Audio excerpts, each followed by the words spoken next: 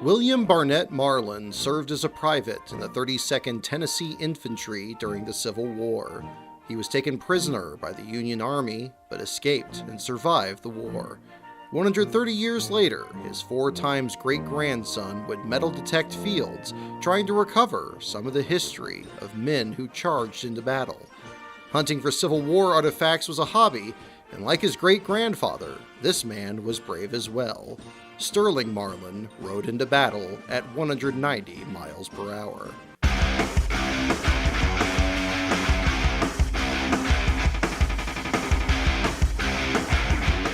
As NASCAR entered the 2000s, Sterling Marlin was a popular driver. He was the perfect blend of NASCAR's new corporate image and its charming Southern heritage. A cattle farmer who knew every part of a race car, drove a car sponsored by beer, and could win when speeds were fastest. Hey, it's Sterling Marlin! Oh, everybody. no! Sterling Marlin! He's a man quick to make a joke or tell a story in a warm Tennessee voice and a vocabulary all his own.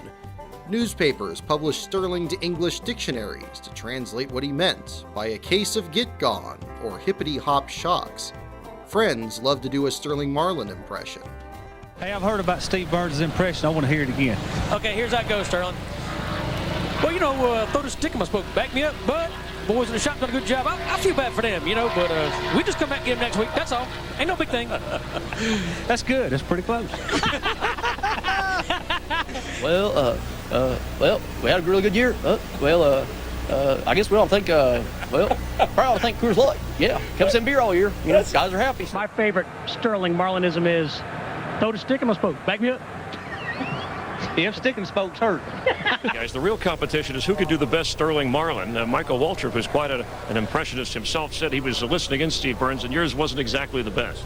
No, it's nowhere near where it needs to be. It's too quick, too jabby. It's got to flow more than that. I did a good Sterling Marlin one morning on the radio, and everybody kept going up to Sterling saying, "You was good on the radio this morning," and he finally just said, "Hey, damn, Michael." And then he tried to wreck me when practice started, so I haven't done any Sterling since then. Hey, it's Steve Burns. I've caught up with Sterling Marlin, drive the Coors Light Dodge. How's it running, Sterling? I don't know, pretty good. You know, talked to Glove and Lee and the boys, and pretty good. There you have it, straight from his mouth. Sterling is a man whose life was molded from childhood to be around race cars, a stock car driver at full speed. Sterling Marlin was born on June 30th, 1957 in Carters Creek, Tennessee, a small farming community located near Columbia, a city best known for Mule Day, a celebration of the humble farm animal. Daryl just said it's Mule Day in Columbia. Are you actually missing that big festivity? I had never seen it. Never seen it. We've always been racing, and I never get to see it. They didn't do it for a lot of years. It started back like 74, 75, and always been racing, always miss it. But What is the highlight of that event? I don't know. I guess it's a bunch of drunk asses. The people from Columbia are a lot like the hard-working mule. Farm work was tough, and it made tough people. Sterling was the only child of Eula Fay and Clifton, but Clifton was known to all as Cuckoo. And I couldn't talk too plain, and people asked me what my name was, and of course it's Clifton. I couldn't hardly say it, so wound up going Cuckoo, and it just stuck.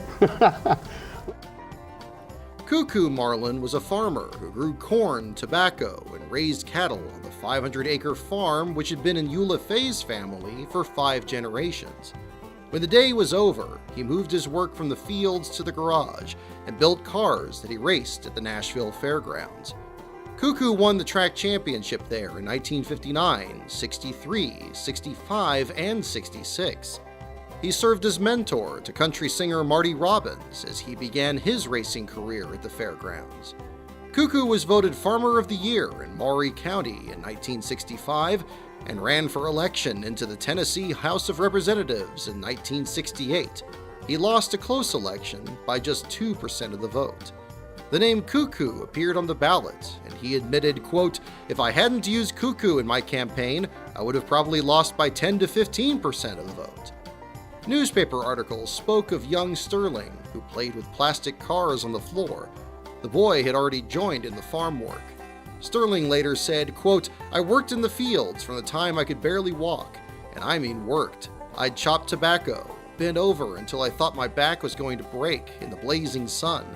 Some days we'd haul hay from sunup till sundown. We'd load the bales on a truck and haul them to the barn, then throw them up in the barn loft and climb up and stack them. You haven't sweated until you spend a July day in a barn loft throwing big bales of hay up over your head." By the time he was 12 years old, Sterling would drive around the farm in an old 1957 Nash Metropolitan. It was in the Nash that he first stepped over the line in a car. Quote, "A buddy of mine and I took it out for a spin, and I ran over a cliff. We landed in a treetop. We weren't hurt, but it liked to have scared us to death. What really scared me was having to go home and tell Daddy I'd wrecked the car." After dominating the fairgrounds for over a decade, Cuckoo moved to a part-time schedule in NASCAR Grand National racing in the late 60s. The young Sterling was a valued crew member. I think when Sterling got about 12, 13, NASCAR actually laid him in his garage with me, because usually didn't have much help, maybe one or two boys, and I needed the help, and of course Sterling was a good help back then. While it was a small team building their one race car on the farm, Cuckoo became well respected and could prepare a fast car on superspeedways. In 1972, Cuckoo finished second in the Daytona qualifying race to start third in the 500. In 1973, Cuckoo won the Daytona qualifying race, carrying that independent team to victory lane on the biggest stage, before engine failure sidelined them in the 500. On August 3, 1973, Sterling made his racing debut, driving in a street division race at Nashville. He finished 11th out of the 14 starters. It would be several years before he drove another race. 40. NASCAR Grand National stock cars with the pace car out of the way as they came rolling along easily and smoothly in unison, and the green flag flickered and the race was on in this manner. The 1974 Daytona 500 was Cuckoo's greatest race. After starting 31st, Marlin charged through the field and led for 7 laps. But problems on pit road hurt him. Dave Marcus slid through his pit and pinned a crewman against the wall, breaking his leg. Marcus's car blocked Marlin's pit stall and his stop. On a later stop, Marlin was black flagged for missing a lug nut and needed to return to the pits. Upon inspection, it was found to be a mistake by the official, and he returned to the track. Near the finish, Cuckoo was leading a pack of cars ahead of Cale Yarborough, Ramos Stott, and Richard Petty. As they approached the finish line, the checkered flag was waved, with Cuckoo leading the way. He thought he had it won. He let off the gas, and Yarborough and Stott went by. But the checkered flag was for Petty, who was nearly a full lap ahead. Cuckoo finished 4th, and after the race said, quote, "I thought I had done won it. When I saw the checkered flag come out, I backed off.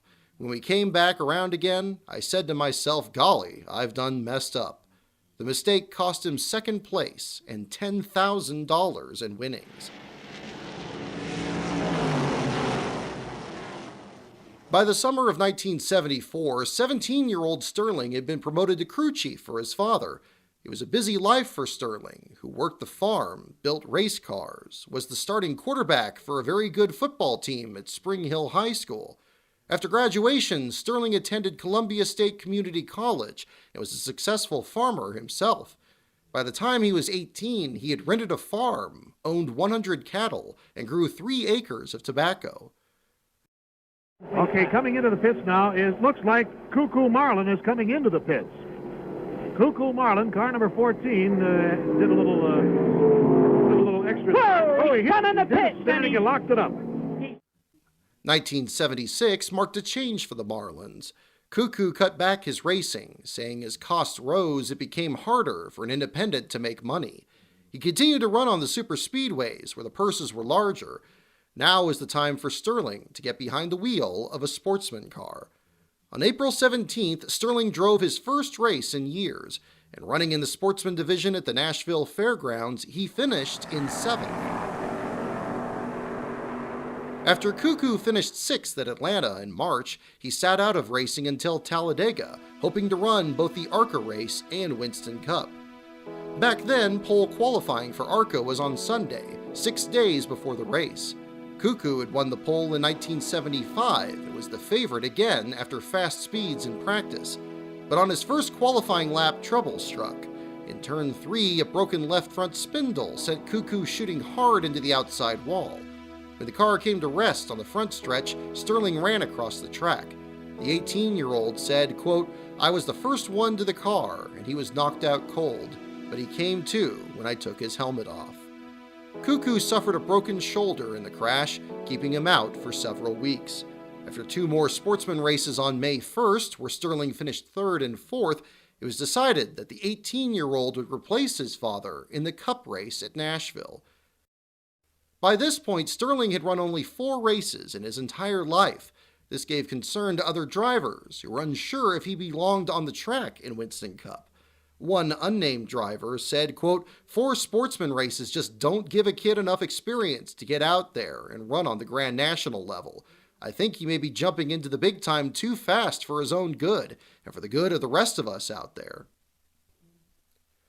Sterling found the jump from sportsman to Cup easy enough and posted the 12th fastest lap in the first round of qualifying on Friday, but only the top 10 were set. This meant he had to do second round qualifying, where they withdrew their time and elected to requalify, expecting speeds to be faster. Instead, they went much slower, and Sterling started 29th out of the 30 cars in his Cup debut. In Friday night's 50-lap sportsman race, Sterling was leading with 8 laps to go when he ran over a piece of debris and cut a tire. On lap 36 of the Cup race, Sterling spun in turn 4 and brought out the first caution. He then fell out of the race on lap 55 with engine troubles and finished in 29th. Despite the concerns, Sterling earned respect. Race winner Cale Yarborough said, quote, "For a guy that's only run 4 races in his life, Sterling has got a lot of potential. He looks awfully smooth, and he'll be a man to reckon with one of these days." Throughout the rest of the year, Sterling continued to make laps in practice driving Cuckoo's car. At Nashville in July, Sterling drove in relief of Cuckoo, still hurting from his shoulder injury, and finished in 8th. In late 1976, Cuckoo said, quote, "If ever a boy deserved to do well, it's Sterling. He's the hardest worker I've ever seen. We farm about 1,000 acres back home, and lots of time he has spent all day in the field, and then most of the night in the garage." The Marlins built a sportsman car for Sterling to get experience on larger tracks. And in early 1977, it was time for Sterling to enter his first superspeedway race at Talladega. There was no easy way to tell Mrs. Marlin this, so Cuckoo decided to break the news quickly over dinner. Run down there, we didn't have the car ready, and I had never run probably 6, 8 races in my career, and was kind of sitting around the table there, and he told Mama, he said, "Pass potatoes, and Sterling's going to run Talladega." And it took about 10 seconds before it dawned on her what he said, and she didn't like it too much. Well, of course, my wife was determined he wasn't going to run it. And at that time, we did have 2 cars. And so we just kept working on the car, and of course, my wife definitely wasn't going to let him run. So one day at lunch, I just did tell her, I said, "Sterling's going to run Talladega this weekend." And she kind of, why didn't she know something about it? The way the story's been going around, though, it was Sterling's going to run town like a pass potatoes. I'm ready to keep eating. Yeah, it was change the conversation. Sterling's running Talladega, pass the potatoes. With the funny story carried in newspapers across the country, Sterling finished a strong 6th in his Talladega debut. On June 4th, he got his first win at the Nashville Fairgrounds. That year, Sterling finished 3rd in track points and was voted Nashville's most popular driver.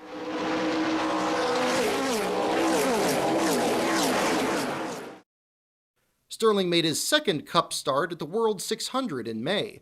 In newspapers before the race, the 20-year-old was compared to 27-year-old Dale Earnhardt, both second-generation racers, hoping to someday reach a level of success their fathers never did.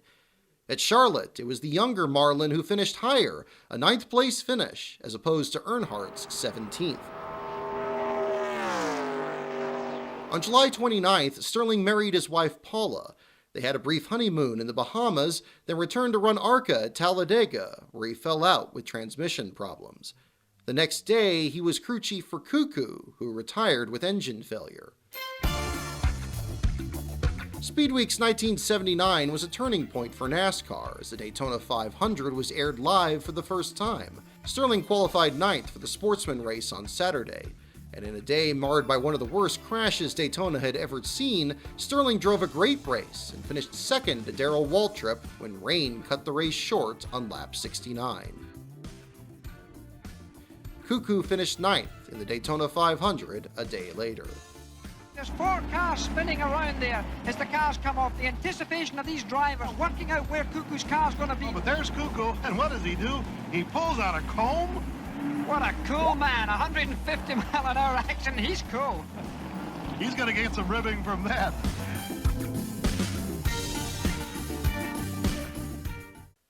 Speedweek's 1980 was the first time that Cuckoo and Sterling would race together in Winston Cup.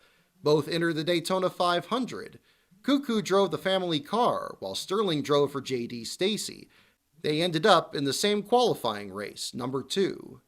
It was a rough day for the Marlins. Cuckoo only made 4 laps before falling out with mechanical problems. Sterling was running with the leaders when engine problems slowed him at the end. Sterling missed the 500, while Cuckoo made it on qualifying speed. For the Daytona 500, the Marlins made a driver swap, as Cuckoo felt sick the night before the race. Sterling would make his Daytona 500 debut. Sterling finished an impressive 7th, but a paperwork mistake cost him more races in 1980. After the 500, Sterling admitted that he forgot to file paperwork to run for Rookie of the Year. Quote, "You have to declare your intention to run for Rookie of the Year. I meant to do it that morning, then I got busy and just didn't get around to it. It really cost me. Next season, if everything goes well for us, I think I'll run for it. But if I had got the points for that finish Sunday, I'd go ahead and run this season." NASCAR rules said a driver could only run a maximum of 5 races in a season before he loses rookie eligibility. This meant Sterling was only able to run 4 more races in 1980. In those remaining starts, he posted a best finish of 7th at Nashville, driving a car sponsored by country music star Waylon Jennings. Marlin was a late substitute for Gary Baker, the tax attorney of Jennings, co-owner of Bristol Motor Speedway, and part-time racer who thought Marlin would do better. The time had come for Cuckoo to hang up his helmet. After running only the superspeedways in 1980, the elder Marlin retired from driving after a blown engine at Talladega. The light schedule for Cuckoo gave Sterling the ability to run weekly at the Nashville Fairgrounds. On the strength of 12 wins in 18 races, Sterling won the track championship, clinching it in July. He was again voted the most popular driver. From a personal standpoint, Sterling and Paula welcomed their son Stedman on October 29th.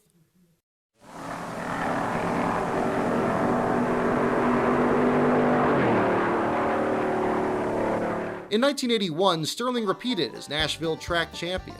His dominance was such that the track regularly offered a bounty to any driver who could beat him.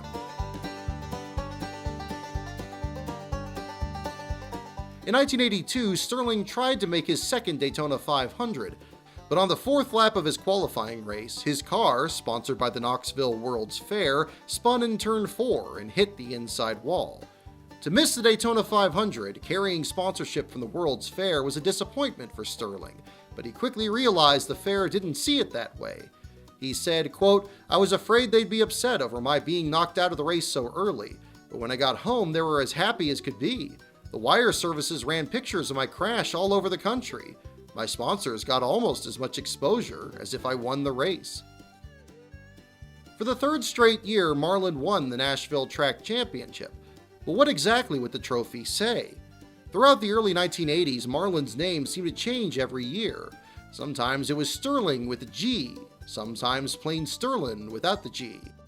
Locals at the Nashville Fairgrounds began to notice that sometimes the car and his uniform had different spellings from the results sheet. Sterling's viewpoint was that he never pronounced the G anyway, so why use it? He was Sterling. His mother, on the other hand, was annoyed, saying, quote, "I named him Sterling 24 years ago, and that's what I want him called. Sterling may think it's cute and racy to spell it Sterling, but I think it's terrible." Well, here's one reason stock car racing is so very popular all over the country. This kind of a battle between Darrell Waltrip in the lead and young Sterling Marlin, the challenger. And look at this. He's done it. Sterling Marlin, by a fender, leads Darrell Waltrip. Indeed. Oh, boy, what a move. And Marlin is just running away right now. He says, I smell that money. I'm coming home, Dad, with the bacon. And he takes it. Checkered flag. Sterling Marlin winner. Darrell Waltrip second. And a very popular win, too, with the fans. Sterling Marlin. We had a blistered tire right on the start. And, I was trying to run Darrell down, blistered tire. The crew did a super job. They come in and got me out ahead of them. That's what won the race. All the credit goes to them, and I just drove it. Well, congratulations. Super job. Thank you. Okay, great job. Sterling Marlin. Well, this is not going to make Sterling and his crew cheer, I guarantee you, Brock. As you know, there is an 8.5 pound per cubic inch rule. For every cubic inch in the engine, you have to carry 8.5 pounds of car weight. They've weighed that car, and the NASCAR officials have determined it is 67 pounds light, according to the rules, and are going to disqualify Sterling. So Darrell Waltrip wins it. Sterling Marlin, after a fine drive, goes to the back of the field. No victory, no money, no payday today. Bad luck. First time they had run that car in a long time, and it's a miscalculation somewhere, but apparently it is light. And that is official. Darrell Waltrip is your champion.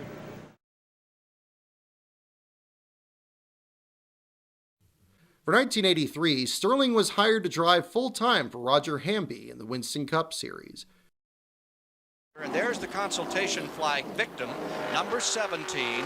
His father was Cuckoo Marlin, the well-known and famed alfalfa farmer of Columbia, Tennessee. If there was a pre-race favorite for the Rookie of the Year laurels this year, it probably would be Sterling. He's got a lot of experience at the Nashville racetrack in Nashville, Tennessee. Car sliding and hitting together in turn number 3, and car 17 is also involved. That's Sterling Marlin. And now Sterling Marlin also comes into the pits with some damage to that car there. 18th currently in this event belongs to car number 17, which is Sterling Marlin from Columbia, Tennessee.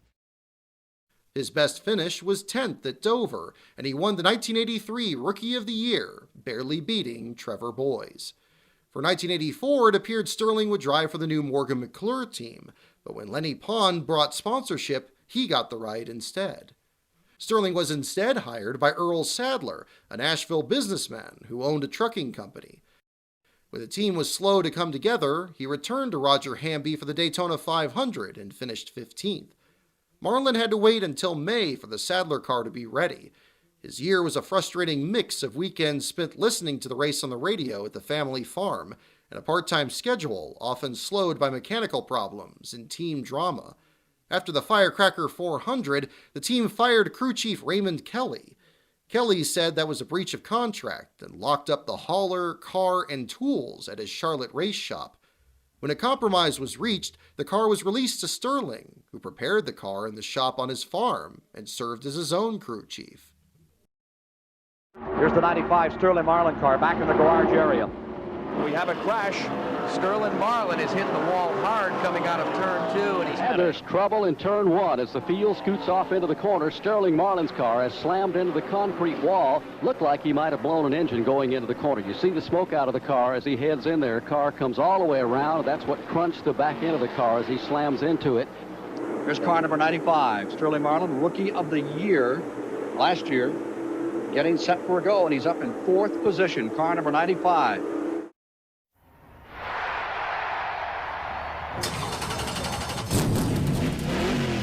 There's Sterling Marlin. He's run a beautiful race here today, but it looks like he's going to be out of it in the car number 95. And trouble. Sterling Marlin hard into the wall in turn number 1. He hit it for a ton. Going down the front chute, and we blew a tire going in the number 1 corner, and wasn't much you could do, just hang on and ride it out. But that Auto Shack Chevrolet is really running good today, and we felt like we had a chance finishing in the top 5. So we're not quitters. We'll definitely be back. Describe your feelings though when you've had it all go up in smoke, when you've had such an incredible run. It's just frustrating. You just wish it's not much you can do, but come back next week and try it again. 1985 was another hard year in the 95 car. After Talladega in July, Sterling left the Sadler team, signing with Haas Ellington. The part-time ride with Ellington didn't start until 1986, but promised to be the first competitive car Sterling ever drove.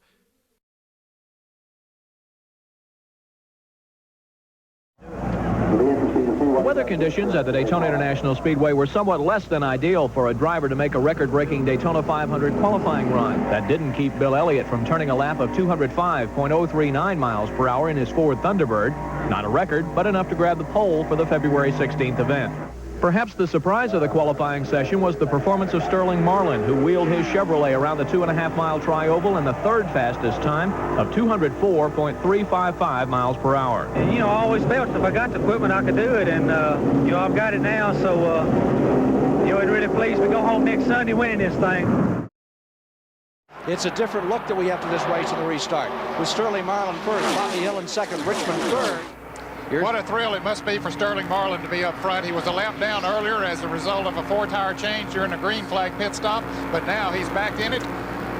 Second-generation driver, his dad, Clifton Cuckoo Marlin, watching from the pits today, very proud of his son. He should be. Sterling finished 9th in the Daytona 500, but followed it up with mechanical failures in the next 3 races.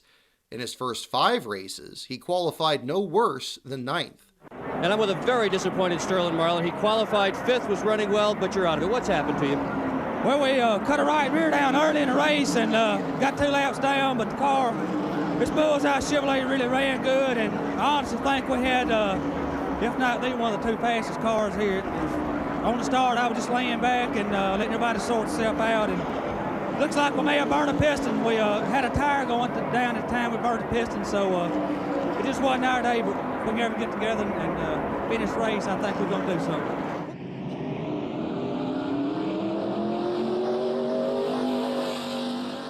On June 8th, Sterling and his wife escaped serious injury when Sterling fell asleep while driving home from a rain-delayed race at the Nashville Fairgrounds. The car drove into a culvert, and his wife suffered cracked ribs and a concussion. When it came time for the Firecracker 400, 4 days at Daytona would change Sterling's career. On July 1st, a shocking driver move happened when defending champion Darrell Waltrip announced he would leave Junior Johnson's team at the end of the year to join Hendrick Motorsports. While Sterling himself was considered, Johnson would instead hire Terry Labonte to drive for 1987. In pre-qualifying inspection the next day, Sterling's team was caught using a special cooler in the right front fender with dry ice to cool the gas before it went into the carburetor. The team was fined $5,000. Sterling remarked, quote, "When you quit working to get that little edge, you might as well quit racing and go golfing." The day got worse as Sterling's ignition failed during qualifying. In second-round time trials the next day, Marlin ran a lap at 203.6 miles per hour, the fastest of anyone in the field. He would start 21st. The 28th running of the Firecracker 400. Things have changed dramatically. Sterling Marlin in car number 1 is the leader. Marlin didn't even have a full-time job at this stage of the season last year. He was selling real estate. They are side by side, door handle to door handle. And there goes Sterling Marlin, putting his car number 1 back in the front position over Bobby Allison. Richmond across the finish line, the checkered flag to win the 28th running of the Firecracker 400. Richmond followed by Marlin, Bobby Hillin Jr., Waltrip, and Petty. Sterling Marlin was there all day, finishing second. Down they come as they scream through there. Sterling Marlin makes a move. It is Marlin going in front. Earnhardt in the second. Look at Richmond getting overwhelmed, inside and out. Everybody taking a shot at this one. Is that Sterling Marlin down low? That's the man Ned was talking about. Sterling with a big factor early in the race. He's got into second now. He's in pretty good looking shape. And 2 newcomers are leading the Talladega 500. The popular Tennessee driver, Sterling Marlin. Here, Allison trying to... Oh! Allison gets turned sideways by Sterling Marlin. He slams into them. 4-car wreck at the finish. The order of finish here today in the Talladega 500. Bobby Hillin. Tim Richmond comes home second. Wallace third. Sterling Marlin fourth. On September 24th, it was announced that Sterling would replace Terry Labonte at Hagan Racing in 1987. The team had won the championship in 1984, but struggled with a change to Oldsmobiles in 1986. The team admitted that over 25 other candidates were considered, including Al Unser, Doug Wolfgang, Dale Jarrett, and Brett Bodine.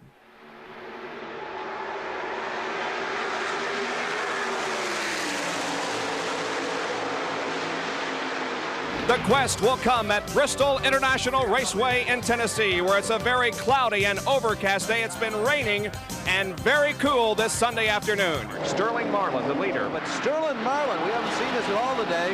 Earnhardt moves to second now, dropping Rusty back to third. Sterling Marlin shown as the leader, but Dale Earnhardt is right behind him. Let's see how much muscle Marlin has here and see if he can hold off Dale Earnhardt. The leader, Sterling Marlin. Second is Dale Earnhardt, and third is Jeff Bodine. There goes Earnhardt to the inside, but lap traffic may hold him back. Marlin is spinning, hitting the wall. Earnhardt survives, but Bodine and Schrader both go to the infield in a spin.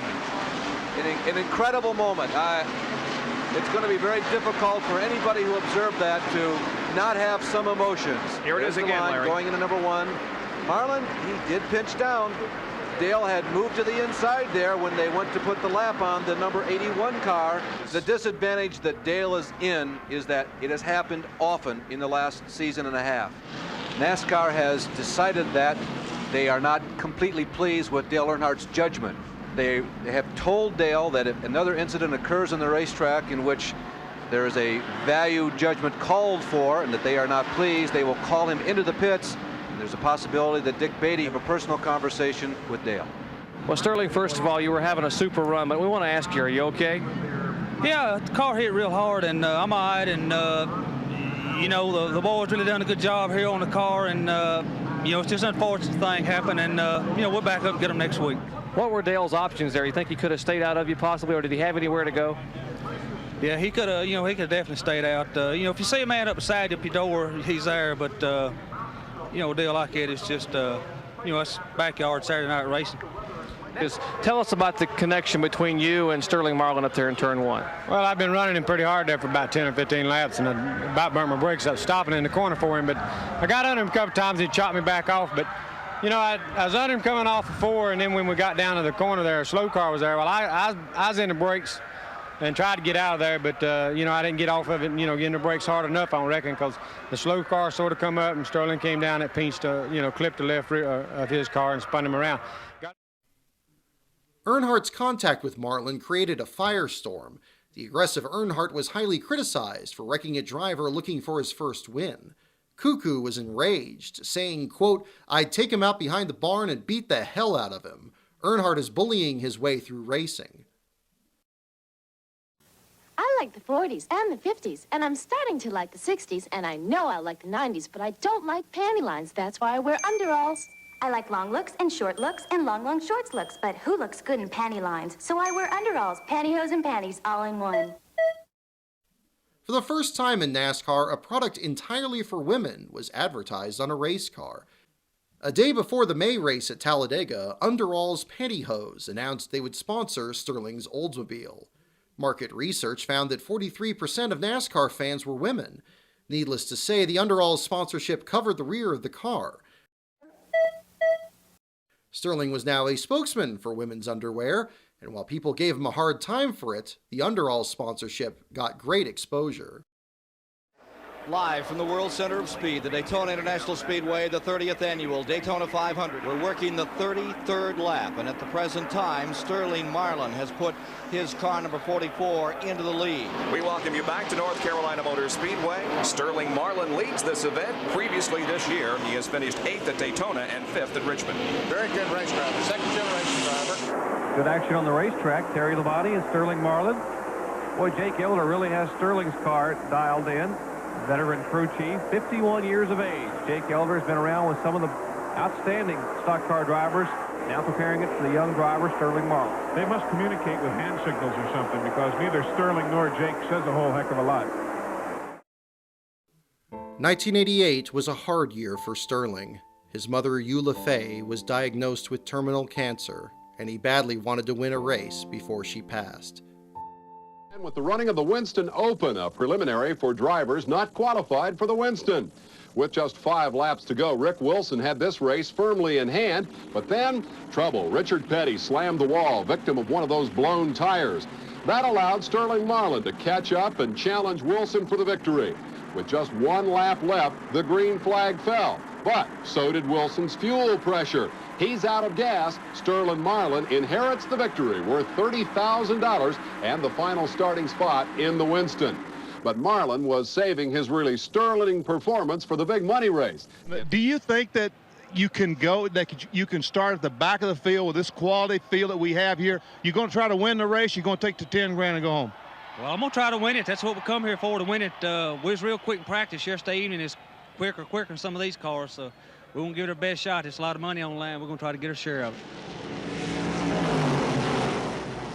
Terry Labonte riding on fresh rubber, but Terry Labonte will take the lead in the backstretch. Labonte has the inside line, headed for turn 3. Marlin is down low, should have second place. What a story Marlin has been. He won his way into this field, winning the Winston Open. Sterling Marlin has never won a Winston Cup event. Now, he won that special event this morning, the Winston Open, but he has never gone to victory lane in Winston Cup competition. And the turn down off 4 for the finish line. It is Labonte Marlin.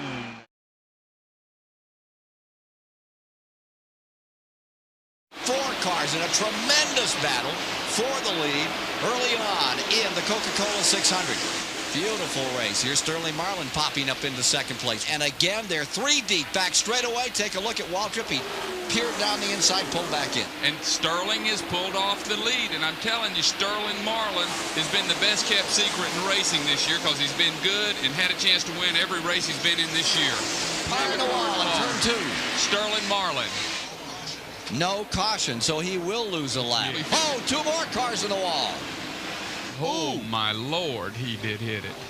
Marcus went over. He was just going high to try to miss Marlin, and they got together. Now Marlin moves around Parsons and is able to move there without any problem at all. And the yellow flag flies. Well, there's Sterling Marlin has had a problem. He's obviously brushed the wall. Reason for the yellow. Oh, and a big fire in the Sterling Marlin pits. They were fueling the Sterling Marlin car, and fire came out of the side of the fuel vent and fire all up and down pit roads. Sterling Marlin really is showing some muscle right here. He moves right up on him, set him up, moved to the inside, and just zipped right on around him with ease. So Sterling Marlin now is the leader of the Southern 500, and Rusty Wallace drops back to a second position. On September 14th, Sterling's mother, Eula Faye, died in Tennessee at the age of 52. After attending her funeral on Friday, he raced at Dover that weekend. And while we have the opportunity, let us express our condolences to the Sterling Marlin family. His mom died this past week. Sterling did not qualify this car, but has put all that aside and is driving a fine race here at Dover. 3 blown engines in the last 7 races dropped Sterling to 10th in points. It was his best season so far and gave optimism going into 1989. Entering the season, Hagen Racing changed numbers to 94 for Sunoco's 94-octane gasoline. From Sunoco comes the highest octane unleaded gasoline ever. Sunoco Ultra 94. Meanwhile, in second place and running out of fuel as he comes to the line is car number 94, Sterling Marlin, just coming across at about 80 miles an hour as he ran out of fuel up in turns 3 and 4 and coasted across the line. Sterling Marlin, it appears now, is looking at second. What a great run Sterling's had all day, drove his heart out, and he's going to get him.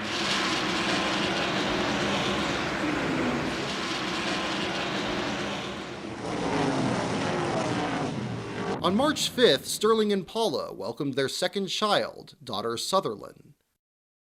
Now here's Marlin getting a little bit sideways again and run looking, but note the white flag is out. 1 more lap to go.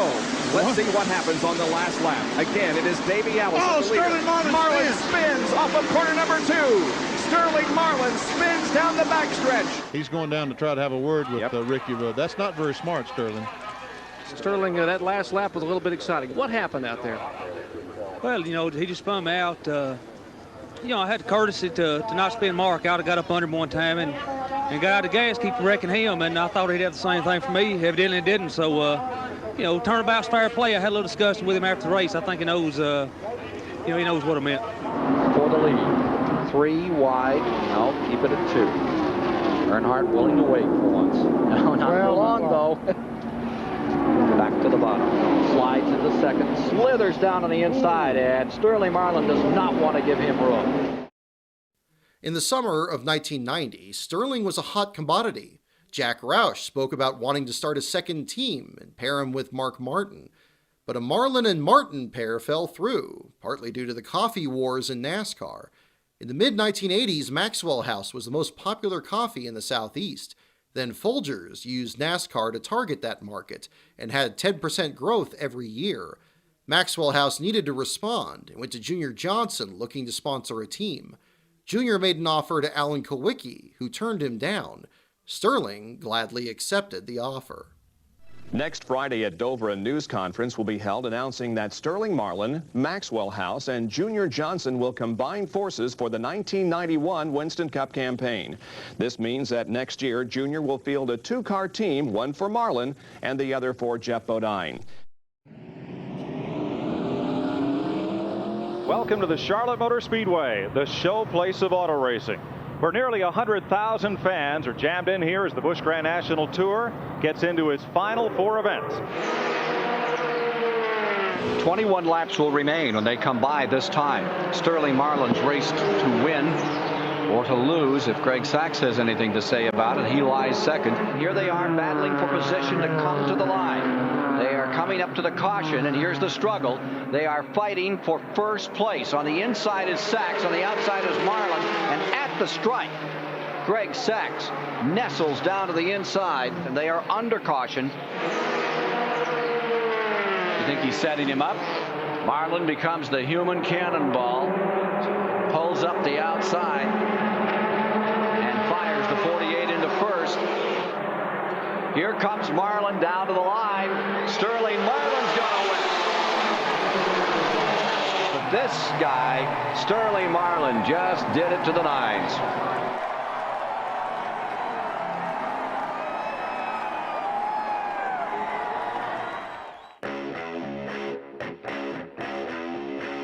Once again here at Daytona in the 500. Standings after 38 of 200 laps in the 500 go like this. Sterling Marlin out of Tennessee driving for Junior Johnson is in the lead.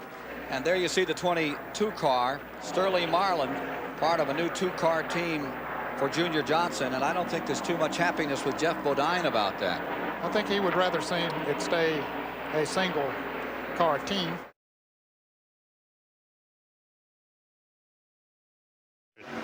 And there's trouble off the turn 2. Dale Earnhardt and Davey Allison both out of this race. Ernie Irvan racing back to the line with a big advantage. Ernie Irvan is victorious in the 1991 500. Sterling Marlin has his finest run here, getting second. Today, live from Bristol International Raceway in Tennessee, it's the Valley Dale Meets 500 Winston Cup race. Sitting there. Oh, Dale Earnhardt spins going down in turn 1. Earnhardt's in the fence. And creating a traffic jam behind. He's hit hard by Sterling Marlin, who slides into him. And there's quite a bit of damage done to the Goodwrench Chevrolet. Sterling Marlin, you can see there's damage done to his car as well. He comes on around, but there is a lot of damage done to the right rear of his car.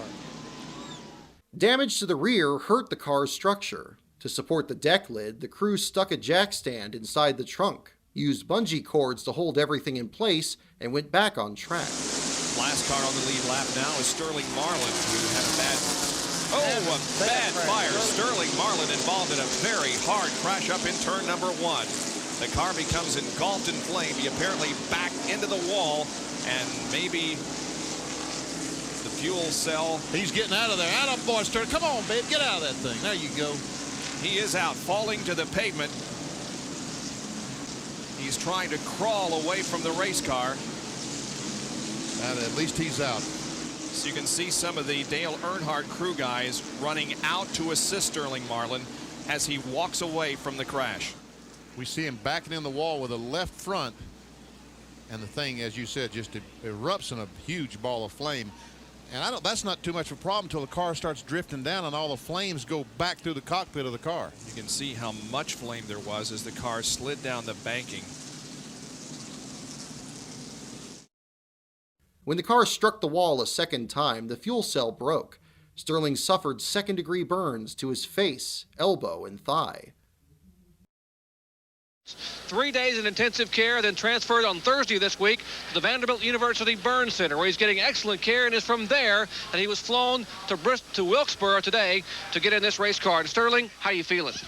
I feel good, Jerry. It's good to be back, and instead of in Bristol Monday, I just wondered if I could get back in the car this weekend. And the burns are healing real good, and I'll probably get released next Wednesday or Thursday, and maybe I can run Martinsville. We'll just have to see how good they're healing. And a tremendous display of courage by this 33-year-old driver to run one lap today, climb out of the car, and he will leave immediately by ambulance back to Vanderbilt in Nashville, Tennessee, and hopefully to race many, many more Sunday afternoons.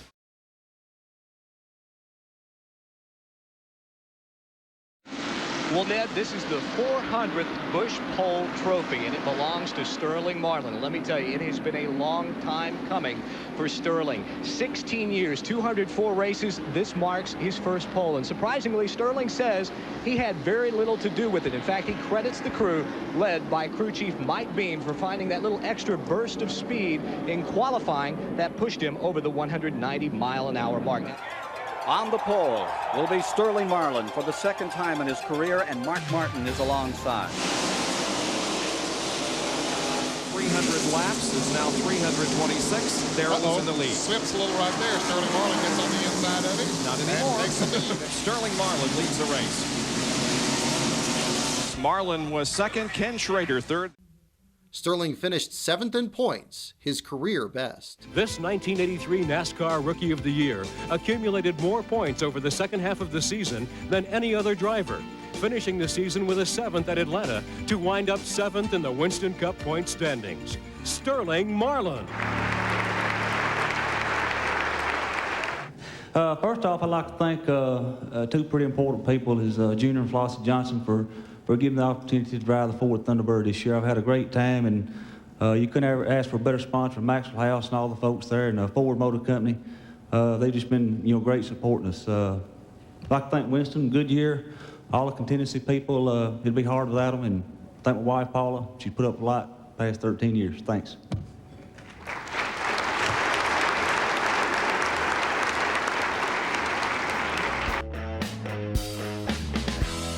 Today from Daytona International Speedway in Florida, it's qualifying for the 34th annual Daytona 500 by STP. We may be seeing the fastest run of the day coming up. There is Mike Beam, the crew chief on Sterling Marlin's number 22 car. You're right. He was fastest in the December test. He was fastest in January. He was fastest this morning. In all the tests that was held, Sterling Marlin consistently one of the fastest cars. The time, 46.823, and the speed, 192.213, and that's the speed now that everybody will be shooting for to try to knock Sterling Marlin off the pole for the Daytona 500. The front row will consist of Sterling Marlin at 192.2 and his teammate Bill Elliott at 192.0. Sterling has never won a NASCAR Winston Cup race, but a lot of people in the sport feel that he is really primed to do so, and maybe today can be his day. Elliott first, Marlin second, and those Junior Johnson cars are back 1 and 2 another time. We got a battle for the lead because of a shower just moments ago, and they're about to make it 3 wide off the banking. Ernie Irvan down on the inside of number 4, storms into the lead in the back straightaway. Ernie Irvan out of Modesto, California, hits. He's into Elliott. They're sliding, trying to correct, picked him up. Into the wall goes Sterling Marlin, and the leaders are all in trouble here. There's Rusty Wallace out of his car walking around. And look at Sterling Marlin's number 22. Destroyed in the front end. Sterling Marlin still looking for his first Winston Cup win. The 40 cars have fired to life and now get set for racing here at Daytona. The pole sitter is Sterling Marlin in the Maxwell House Coffee Ford. The checkered flag is out. Ernie Irvan wins it. Marlin is second, followed by Dale Jarrett. Well, here is the starting grid for this year's Die Hard 500. 24th annual. The pole, 6 career pole, 5 of them at Daytona and Talladega belongs to Sterling Marlin. Irvan on the high side.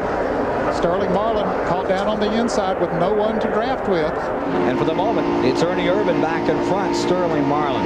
Imagine the frustration he must feel. It is car number 4, Ernie Irvan, scoring his 3rd win of the season, and for the 8th time in his career, Sterling Marlin comes home in 2nd place. It's the 43rd running of the Mountain Dew Southern 500. When the field takes the green in a little over an hour, Sterling Marlin will be on the pole for the 5th time this season.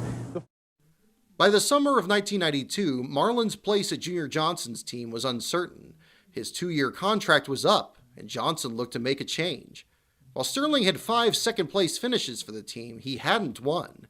Meanwhile, his teammate Bill Elliott was fighting for the championship. As it became apparent he wouldn't get a contract extension, Sterling reached a deal with the Stavola brothers to drive in 1993. Well, we're about set to go with the Winston Open. 5 drivers, the first 5 finishers, will cross over into the All-Star race. Last lap. It is Marlin coming off the corner.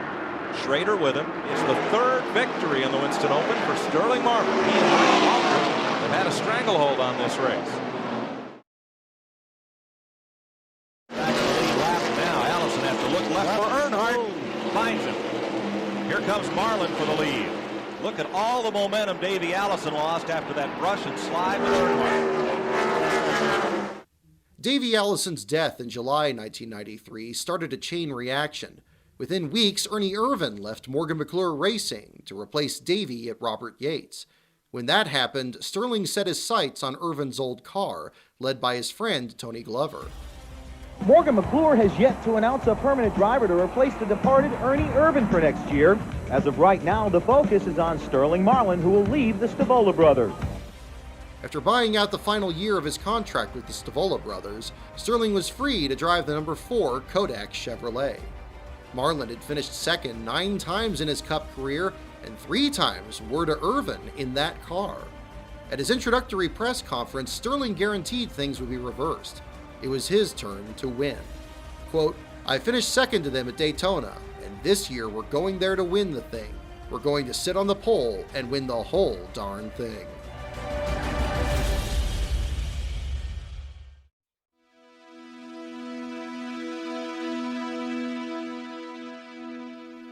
Before Daytona, Sterling attended the Super Bowl with country music promoter Roger Husky, who was a friend of Dallas quarterback Troy Aikman. After Aikman and the Dallas Cowboys won, Marlin attended the Cowboys' victory party and was liked by the star quarterback. Aikman said, quote, "We immediately hit it off. Sterling is just plain folks like me."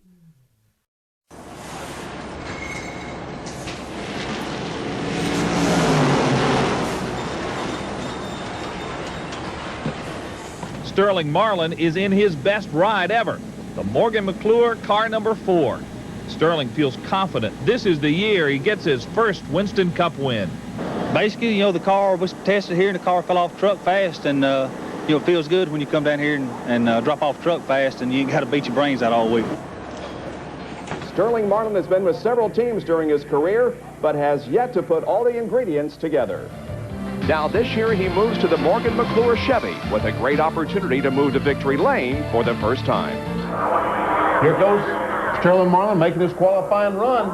Now this car has a history of qualifying well here at Daytona, and Sterling Marlin has a history of qualifying well here in whatever car he drives, so it should be a good combination. 47.427, 189.765. In front, it's Earnhardt. In second, Columbia, Tennessee, Sterling Marlin. Marlin's going to try something, I think. Final time around on this one. Well, if Marlin has anything, he's got to start showing his hand. Here comes Sterling Marlin to the inside, down to the line. It's going to be Earnhardt. And what a great performance for number 4, Sterling Marlin. Dale Earnhardt out to land his first 500 this year at Daytona.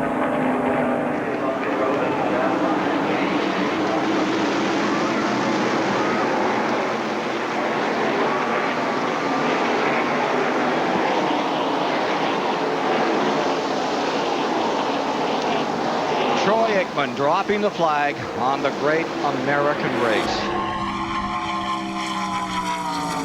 Well, Troy Aikman's here in the pits of Sterling Marlin, and how'd this all come to be? I understand it's your first big stock car race. Yeah, this is the first one. I've been spoiled a little bit. I got to wave the green flag, and then the Sterling Marlin's crew is kind enough to let me come down here and be a part of it with them. Sterling Marlin brings the number 4, the Morgan McClure car, back into contention.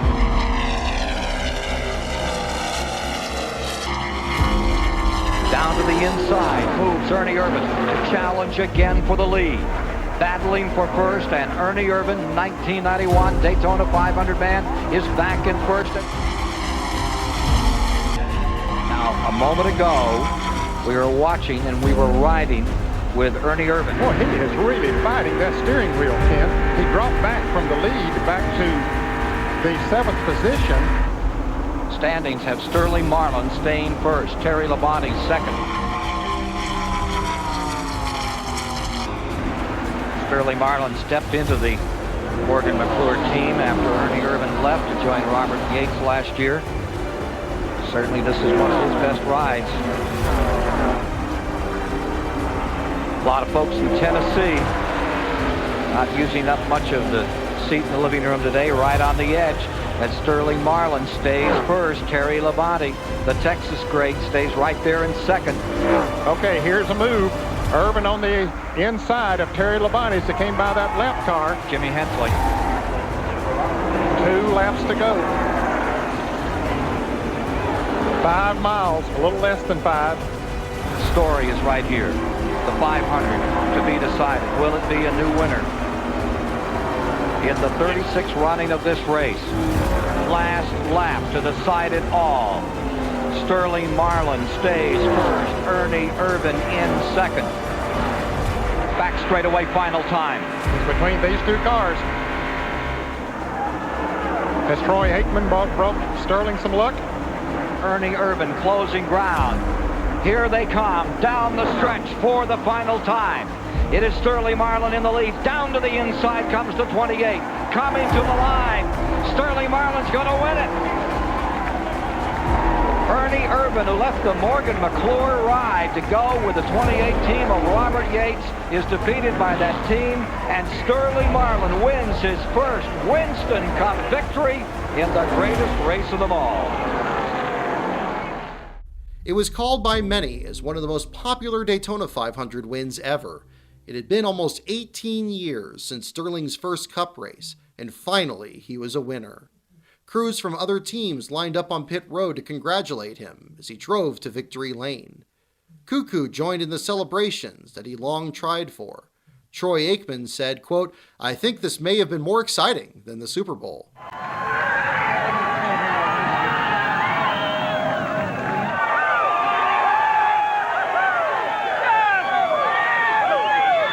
Well, I knew if I ever got with a good race team, and I tell you, these boys worked awful hard all winter, and we come down here to win it. And I knew when I left the house we was going to win the race. And can you believe you're here? No, not really. I'm going to pace myself.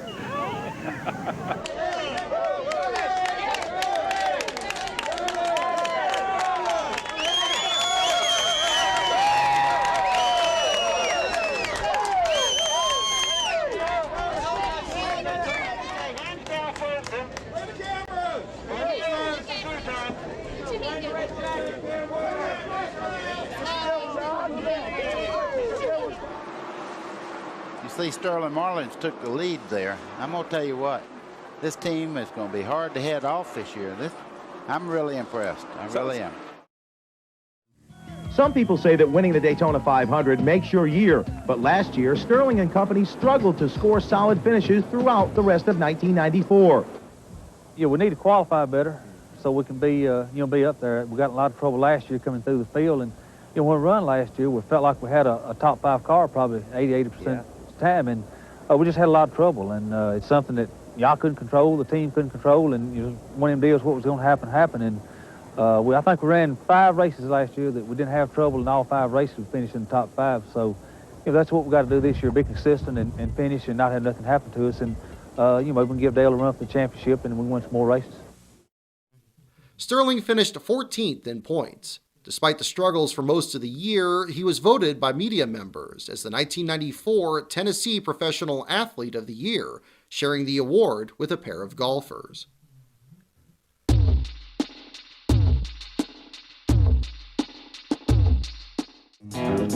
Sterling Marlin up next. And I wish we could get a microphone down for you folks to listen to this four-car. There, you hear him as he goes by? Yeah. That's a different sound than you're used to hearing with a stock car. It sounds a little like an Indy car. Or even an IMSA car. It's much, much different than any other Winston car. Lap total 46.548. It's 193.349. Not quite good enough, but at that point he was second fastest.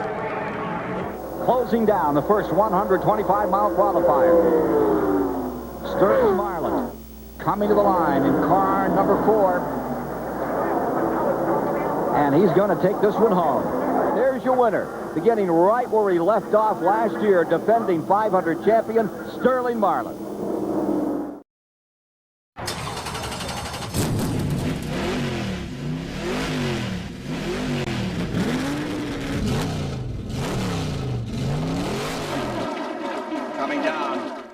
Officially lead this lap. Sterling Marlin comes to the inside, then tucks back in.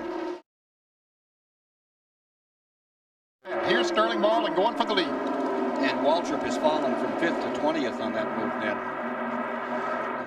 Look at him going high and wide. Gordon out there again, easing down the back straightaway. Here comes Sterling Marlin to the inside. Martin wants to follow him. Does he have enough momentum? He pulls on the inside of Earnhardt. He's going to make the pass. Get it? Got it. But Sterling Marlin is pulling away.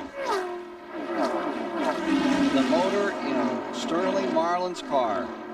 We saw it, those loud, blown engine going into turn 2, and somebody's up in the wall hard. It's Bobby Labonte. Oh, tough break. He runs such a great race here today.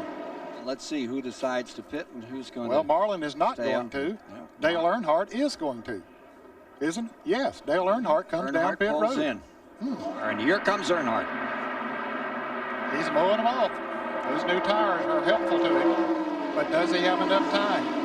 10 laps to go as they hit the line. So many times, so close for Earnhardt.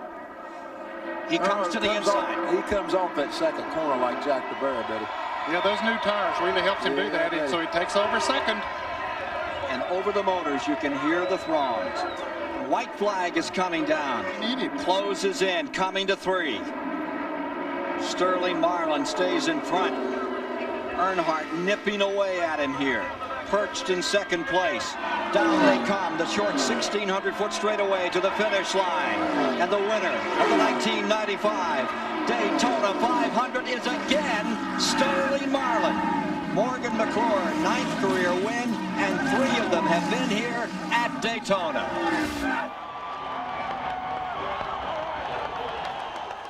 Sterling, can you believe you've done this twice in a row? Yeah. Well, won 2 Winston Cup races, both of them 500s. I wouldn't take nothing for it. Okay, Sterling Marlin in victory lane. Let's go back. Marlin is only the 3rd man to ever win the 500 2 straight years. His name now stands in the record books next to Richard Petty and Cale Yarborough.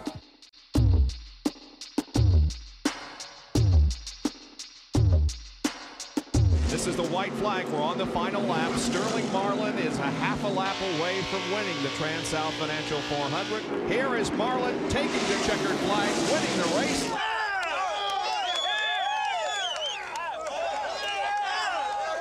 Tim Morgan there with the mustache. Oh, yeah.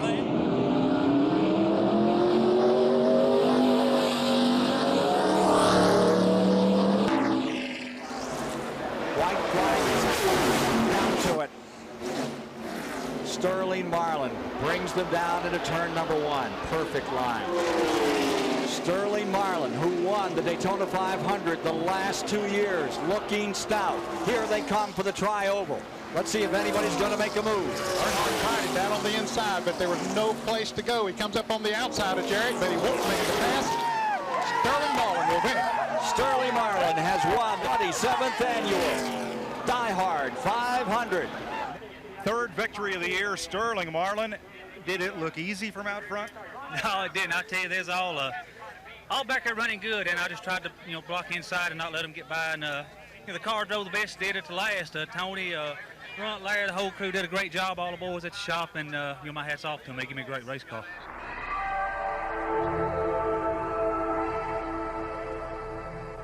22 times in 31 races, this championship-contending team placed their names in the top 10.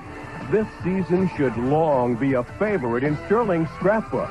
Ladies and gentlemen, finishing a career-high third in the NASCAR Winston Cup point standings, behind the wheel of Larry McClure's Kodak Film Chevrolet, from Columbia, Tennessee, Sterling Marlin.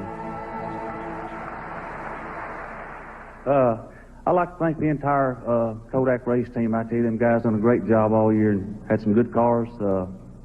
We wanted to get back to stage, and finally made it. Was 14th last year in the points. We wanted to be sitting there, but congratulate Jeff and the entire Hendrick team. I'd like to thank Kodak, Delco Battery, Chevrolet for supporting us all year, and hopefully we'll be back. Try to get there next year. See y'all. For the second straight year, Sterling was voted the Tennessee Professional Athlete of the Year, this time sharing the award with Orlando Magic star Penny Hardaway. Sterling Marlin first came to Daytona in 1967. He was 10, sat in a pickup truck to watch his dad in this race. Now he's the man of the hour, about to attempt to become the first man to ever win this race 3 straight years. Sterling Marlin has assumed the lead. First laps he's led. Wait a minute, something happened to the 4 cars. Sterling Marlin off the pace, definitely. He's coasted in, Ken, and the engine is not running. Here we go, the last lap. The white flag is showing. Sterling Marlin and Dale Jarrett go into turn number 1, nose to tail. Marlin has a Marlin advantage as they head for the line. There's the checkered flag. Sterling Marlin wins at Talladega with Dale Jarrett second and Dale Earnhardt. Terry Labonte's spotter just said it's raining on the interstate on I-95, which is about maybe 300 yards from turn 1 here at the Speedway. And we're coming back to the line. Caution flag is out, probably because of the rain. This could be it. Terry Labonte looks to the inside. It's going to be Sterling Marlin winning the race to the caution. 43 laps to go as the caution comes out because of rain. The Pepsi 400 is over. I've never walked to Victory Lane, so we're here for the car cover, so it's kind of weird. So, we're happy to be here, and hopefully it's the midpoint of the season, and we can get us a couple, 3 more wins and try to get back to top 3 of the championship race. And here comes Sterling Marlin looking for the lead. Marlin in the number 4, down on the bottom, has the lead as he crosses the line at lap 37. Here comes Sterling on the outside past Earnhardt as they go into turn 3, and you see the 28 car of Ernie Irvin, just behind him Dale Jarrett. Earnhardt on the inside and Sterling Marlin outside. And Ernie going with Earnhardt down on the inside. That's going to hit. Oh, he got trouble. Terrible crash. Front of the field all torn up. Earnhardt's car destroyed. Sterling Marlin taking off the gloves. Earnhardt's number 3. Sterling Marlin looking over number 4. There's car wasted. That Totally car wasted. Gone. That good car that's won so many races for him. Perhaps the biggest impact of the Talladega crash was the destruction of Sterling's superspeedway car. In 8 races, it won 4 times, finished second once, and had mechanical problems the other 2. While it was restored, it never raced again. A week later, Sterling was involved in another hard crash at Indianapolis. It's fabulous watching this. Oh, Kyle Petty! And he takes out Sterling Marlin. And Mark Martin somehow gets by, and Kyle's going in the wall head on. Oh, terrific impact for Kyle Petty. As Kyle Petty lay unconscious in the car, the familiar Tennessee voice was the first thing he heard. I thought I heard voices. Maybe I didn't. That's when it hit me. I'm not alive. I must be dead. I prayed harder then. Please, God, when my eyes open, let me see the pearly gates. Then, all of a sudden, out of nowhere, I recognize a voice. I wasn't positive at first, but then, yes, it was Sterling Marlin. Crap, I said to myself. If I'm dead and Sterling's here, We're not in heaven. I always loved Sterling, but probably neither one of us was on a fast track to heaven at that point in our lives. With 3 races left in the year, Morgan McClure lost their leader. Crew chief Tony Glover was hired by Sabco Racing to turn around their struggling team. Marlin finished 8th in points in 1996, but 97 wouldn't go nearly as well. Hey, Sterling Marlin with the problem. Well, we figured out what happened to Sterling and where the water came from. A moment ago, they raised the hood, trying to think it may be an engine problem, but this was sticking in the radiator. This, what's left of a screwdriver, was sticking all the way through the front of the radiator like someone had thrown a spear through it. In 1997, the season was plagued with bad luck. During his qualifying run at Pocono, a groundhog chewed through a power cord and cut the electricity to the timing system, forcing him to requalify on old tires. Crew chief Tim Brewer resigned in June, mostly because the race shop was in Virginia, too far away from his family in North Carolina. In October, Sterling announced that he would join Tony Glover at Sabco for 1998. It was time to see if the pair could recapture their success at another team.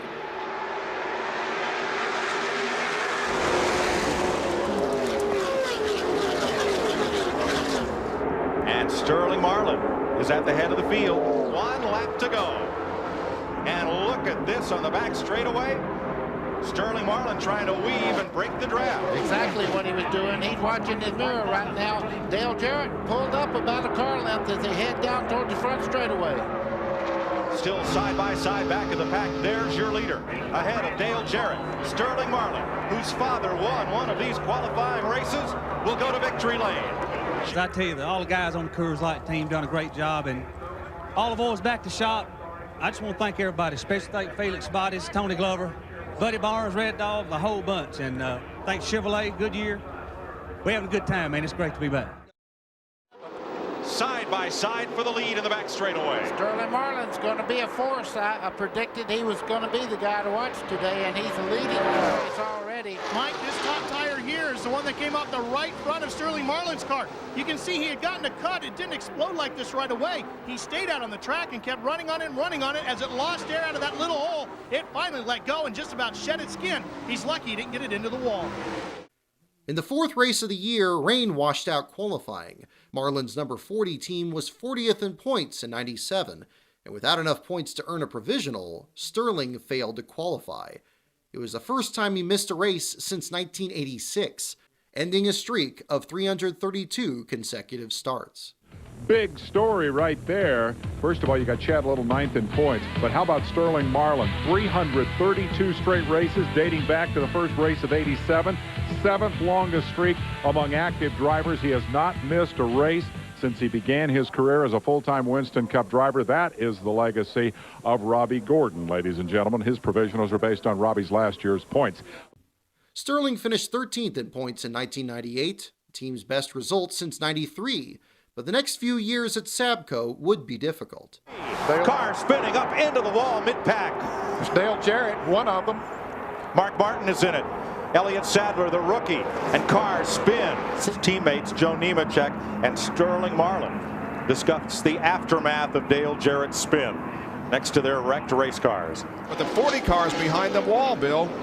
Yeah, they're heading that way, Bob. Hole in the radiator it was. And there is smoke coming out, and caution on the speedway. Sterling Marlin has smoke out of his car, and there he comes to the attention of the crew under caution. Lap 181.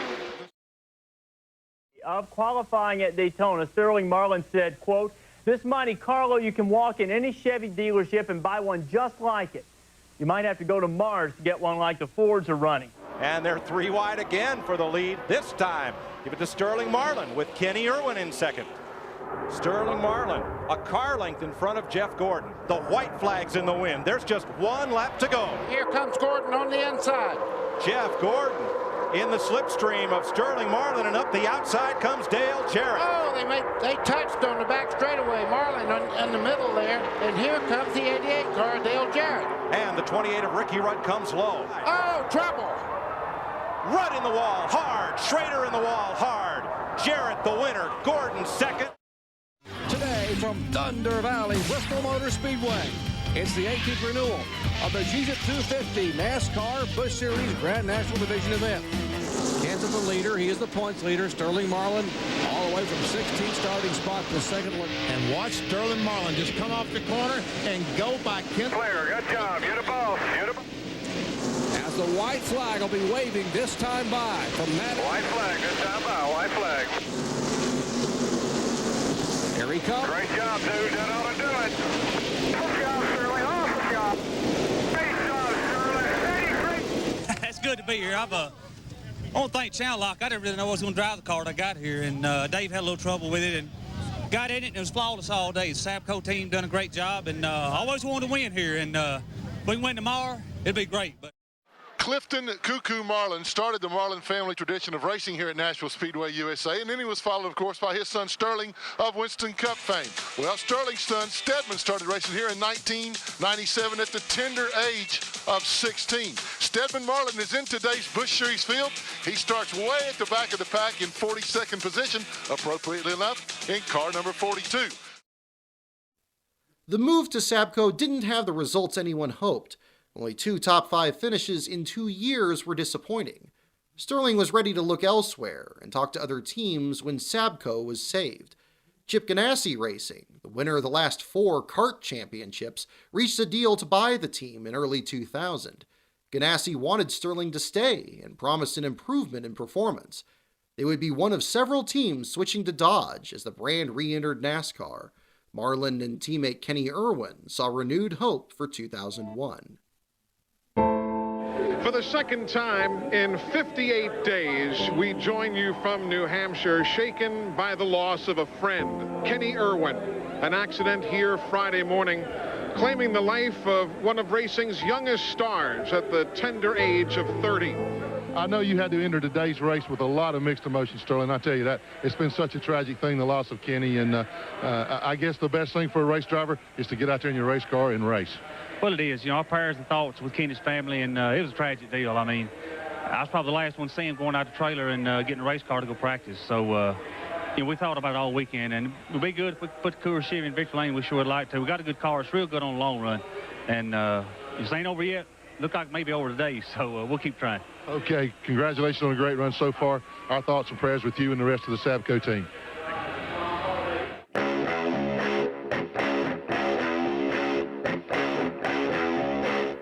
The 2001 season started with unsure expectations for Marlin and Chip Ganassi Racing. Jason Leffler was signed as Marlin's teammate very late in the offseason, in mid-January. With Dodge returning to the sport, it was expected by many that Ward Burton and Bill Davis Racing would be the top Dodge team. Ganassi, according to one sports writer, was, quote, not considered a threat with drivers Sterling Marlin and Jason Leffler. In a preseason poll, only 3% of fans thought Sterling would be the first to win for Dodge in Cup.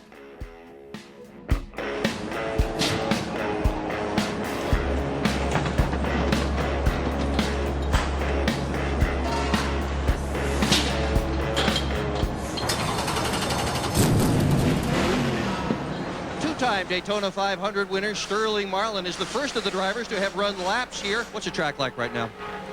Same old Daytona. I mean, you know, the wind's blowing down the back straightaway and tailwind down the front, and same Daytona. He loves this place. Well, I used to like to thank the Coors Light race team. They've really worked hard and built this car in about 5.5 days, and we never tested it here, but we carried it to Talladega, and it's worked good for us off the truck. We've been about the top 10 in all the practices, so roll the dice, see what happens here. Look at there, Darrell. They're doing a lot better job of getting that front valence down close to the ground. If you remember back a few cars ago, Dale Earnhardt, I don't think his front valence was near as close to the ground as Sterling is there. You get it sealed off to that ground, that's speed. Oh, yeah. And he is fastest, 49.412 seconds. Sterling Marlin has jumped to the top of the pole chart. How will this be different for you this time out? Well, it's, you know, like I said, it's with Chip Ganassi coming in and really taking control of the team, and you know, everything's really new. We got Ernie Elliott doing the motors, and you know, for me this year, I think it's the best opportunity, you know, that I'm going to have to win several races here and a good shot at the Cup Championship. So I'm raring to go this year. The crowd for the championship round. of any professional sport in America does not begin to approach the throng that has piled into Daytona International Speedway today. And this is no title bout. This is just to see who makes the Daytona 500. 14 look at laps to go. Look at Earnhardt. Whoa! Earnhardt squeezed between those. Knows he's got to go now. It's tight off there. Boys, that's a lot of cars in one spot. Holy cow. 1, 2, 3, 4, 5. 5 wide. 5 wide. Now second place. Whoa! You see Robbie Gordon in the 4 car get real sideways, but he knows it's 9 to go. It's 8 to go. You can't back out now. Earnhardt just about took the nose off Marlin's car as he cut across. Marlin keeps trying for a run down the bottom. This time he got a little bit of help from Leffler and Andy Houston, and Marlin may have touched. Well, they've been banging around back in there, I can tell you that. Look how slow Earnhardt is bringing them down. He's coasting into the tri-oval. Now the green is in the wind, and he takes off. But I don't know if that was a really good move, because they're going to get a run on him up the back straightaway. Marlin goes to third. Here they come on the inside. Earnhardt comes down to block. Too late. He had that jump start he got didn't work out. That's an old Indian trick, but it didn't work out today. That's an awfully big lead for Sterling to have in turn 4 there. They could get a run on him. No, I think he can hold him off from there. He can block him enough from there. 3 wide, 4 back. Felix Abadi's on his feet. They are 4 wide coming to the line. Sterling Marlin wins it. He led 1 lap, the last lap, the money lap. Sterling Marlin will start 3rd in the Daytona 500. Dick Berggren. The 3rd time he wins a 125-miler here. So many guys tried. You got it done. How'd you do it? I must have made some friends last lap. I tell you, we had an awful good car. The boys on the Coors Light team done a great job, and Chip and Felix has got a great bunch of guys. Keep setting up by Early and Tony and Soda Bob on the motors, and Dodge and everybody, and it all's come together, and we're going to have a good year this year. It's car drove really good, and everybody got to run the high side, and I got on the bottom when nobody go with me, and finally Michael pulled down. We got to easing up, but last lap day was just a shootout, and Earnhardt and him got too far out, and I had a good run at him, and got by him.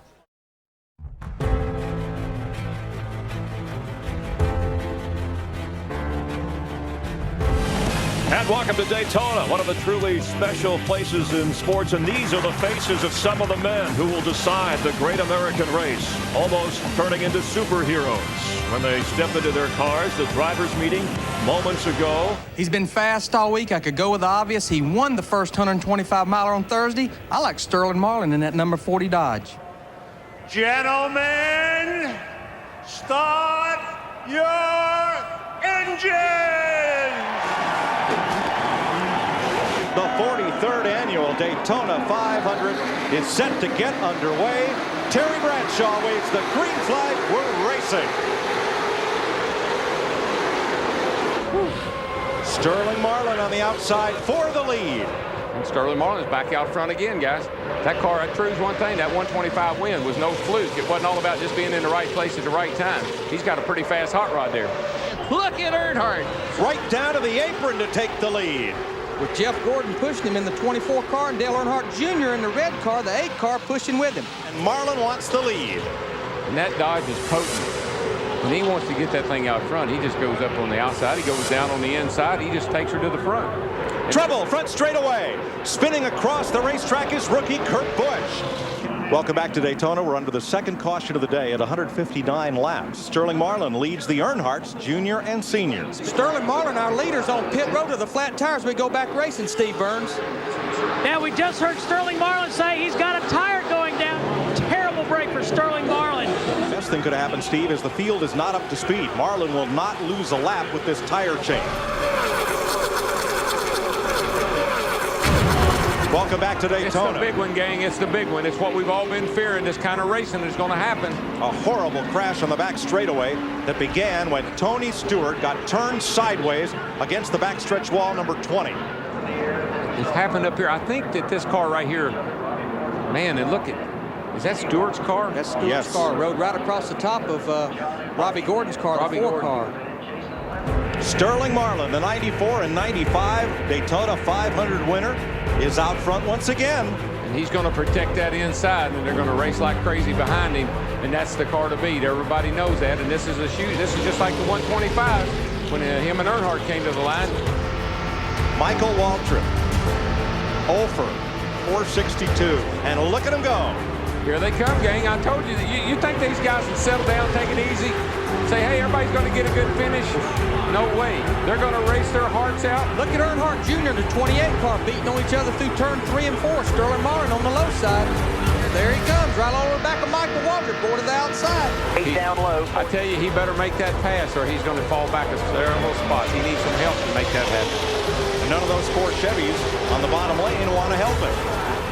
Toonbug getting a little antsy there, but they're getting heat from the back. Sterling's all over Dale Sr.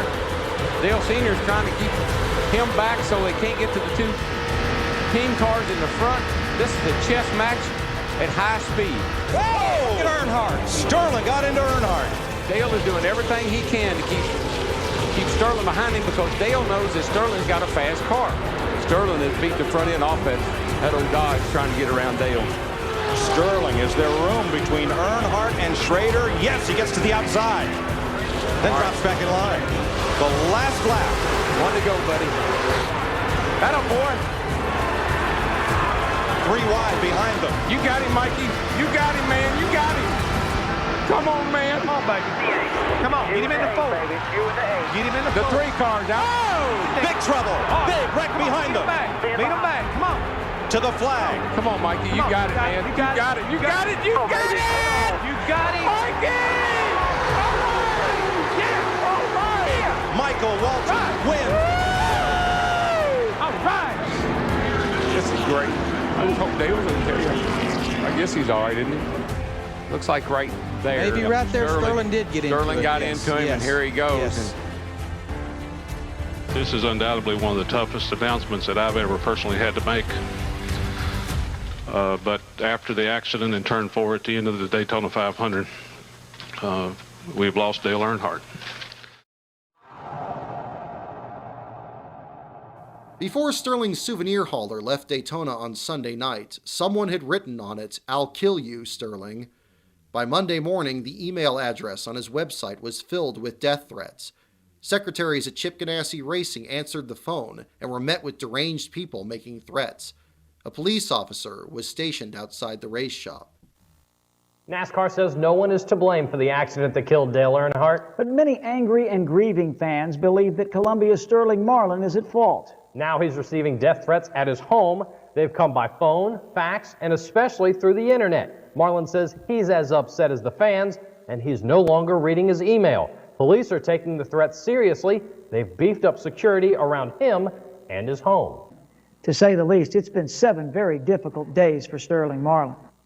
Well, I mean, yesterday I just more or less didn't talk to anybody. I mean, just kind of rode around on the farm a little bit and didn't really want to talk about it. I mean, it's like a bad dream that, has come true. Sterling Marlin has been hit very hard by the death of his longtime competitor and good friend Dale Earnhardt. Since Sunday, he has relived that final lap over and over in his mind. I'm right on the line, low as I can get, and I see Dale coming down, and we touched a little bit, and I think he realized I was there then, and he pulled back up, and I guess about that time maybe Rusty drove up under him and got him loose and took our off spoiler or whatever, and was going along, and he come back down, and we hit again, and when we hit it, turned my car and his car go down across 8, and last I seen his car go back out of sight across back up the bank, and I was trying to trying to keep my car straight. And well, I don't think it's fair that they're blaming him. I mean, it really isn't his fault, It's just an accident. I don't feel as if it's it's anyone's fault. I mean, it's racing, and I don't think people should go to that extreme on Sterling Marlin because I don't think it was his fault. We support him, and that we're there for him. I want to ask that everyone keep Sterling Marlin in your prayers. Sterling didn't do anything wrong. Sterling was simply racing. When emotions became more sensible, the reactions turned around. Calls and emails from fans became supportive and reassuring. Marlin's souvenir hauler at Rockingham again had people writing messages on it, but this time it was, "No, it wasn't your fault," and "Sorry, Sterling."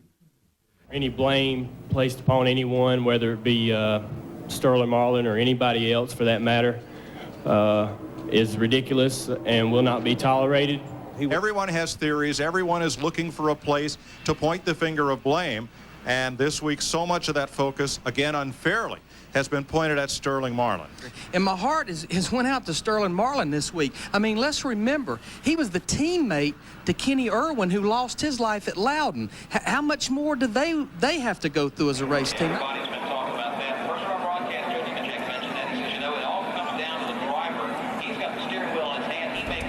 TNT Sports presents the Pepsi 400 from the Michigan International Speedway. You know, Alan, recently the Dodgers got a little rule change, a 2-inch kick out on the front valence, and the Dodgers are more prepared than ever to take advantage. Chief among them, Sterling Marlin. Dodge teams are very close to victory. In fact, they said they're so close, they can smell it. It is Bill Elliott who is out in front, but Sterling Marlin is closing quickly in second place. This guy, I'm telling you earlier, happy hour, he looked the best to me, and whatever they did that last stop, they have dialed this car in because he is eating Bill up right now about 0.3 of a second. And here comes Marlin on Elliott. And I'll tell you what, oh, look at that great run that Sterling got. And he'll pull up in front of Bill Elliott. Caution. Caution's coming out for rain. Caution down. They're racing back to the yellow flag. Is this the end of the event? And Marlin's going to get to the caution first. And the word is the checkered flag will be displayed when they come back to the start-finish line. And Sterling Marlin has pulled it off. He and Tony Glover, Lee McCall. The Dodge boys are going to get a win. First one since 1977. For Sterling Marlin, 170 races have gone by since he last went to Victory Lane. And Marlin has won a rain-shortened Pepsi 400 at Michigan.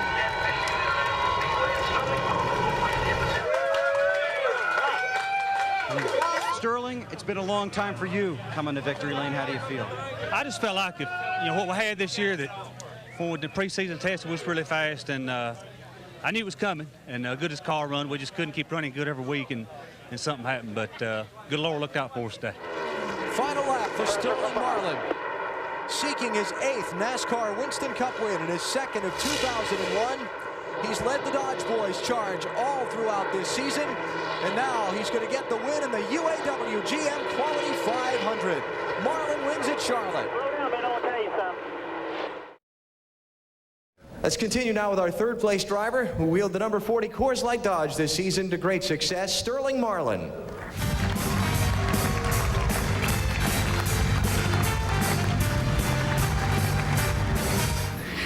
Coming into this season with a new car owner and a new manufacturer, I'm sure a lot of people didn't expect us to do so well. But after testing in November, I felt like we had a good race team and race cars, and the cars were fast right out of the box. I felt like we had what it had to take to be a top 5 team. I've had a ball this season. It's been one of my best so far, and there are a lot of people to thank for it. I'd like to thank Miss Paula for taking care of me. Together we've seen this sport grow a lot. And we've come a long way since driving a Chevette to and from the races 20 years ago, 25, whatever it was. I'd like to say hello to my kids, Stephen and Sullivan, my dad back home. I'd also like to thank the fans for all the support throughout these years, and we'll try to see you up here next year. Thanks. With a new owner and new manufacturer, Marlin's 2001 season went far beyond expectations. He delivered his first win since 1996, the most laps he ever led in a season, and his best points finish since '95. And it all came 25 years after his NASCAR debut. The landscape of NASCAR was changing. While Dale Earnhardt Jr. appeared at the MTV Music Video Awards and on the pages of Rolling Stone magazine, Sterling was a throwback to NASCAR's roots. The popular farmer who could drive a Dodge at 190 miles per hour better than anyone else. Things were only getting better.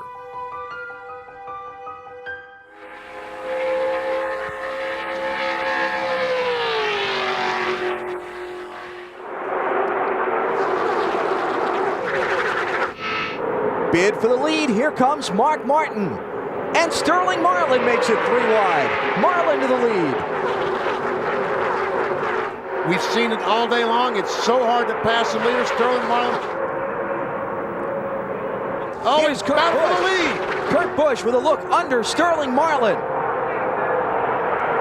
The 23-year-old from Las Vegas is going to lead the Daytona 500 at the stripe. And they would give and take early. Right now, there is no give. It's all take. 3 deep in the pack. Here comes Jeff Gordon trying to get by Craven. He's got to push him, Sterling Marlin. And meanwhile, the lead, Jeff Gordon goes for the lead. The veterans stick together. Shuffle Kurt Busch out of the top spot. Gordon takes the point. Trouble, Robbie Gordon. Caution is out.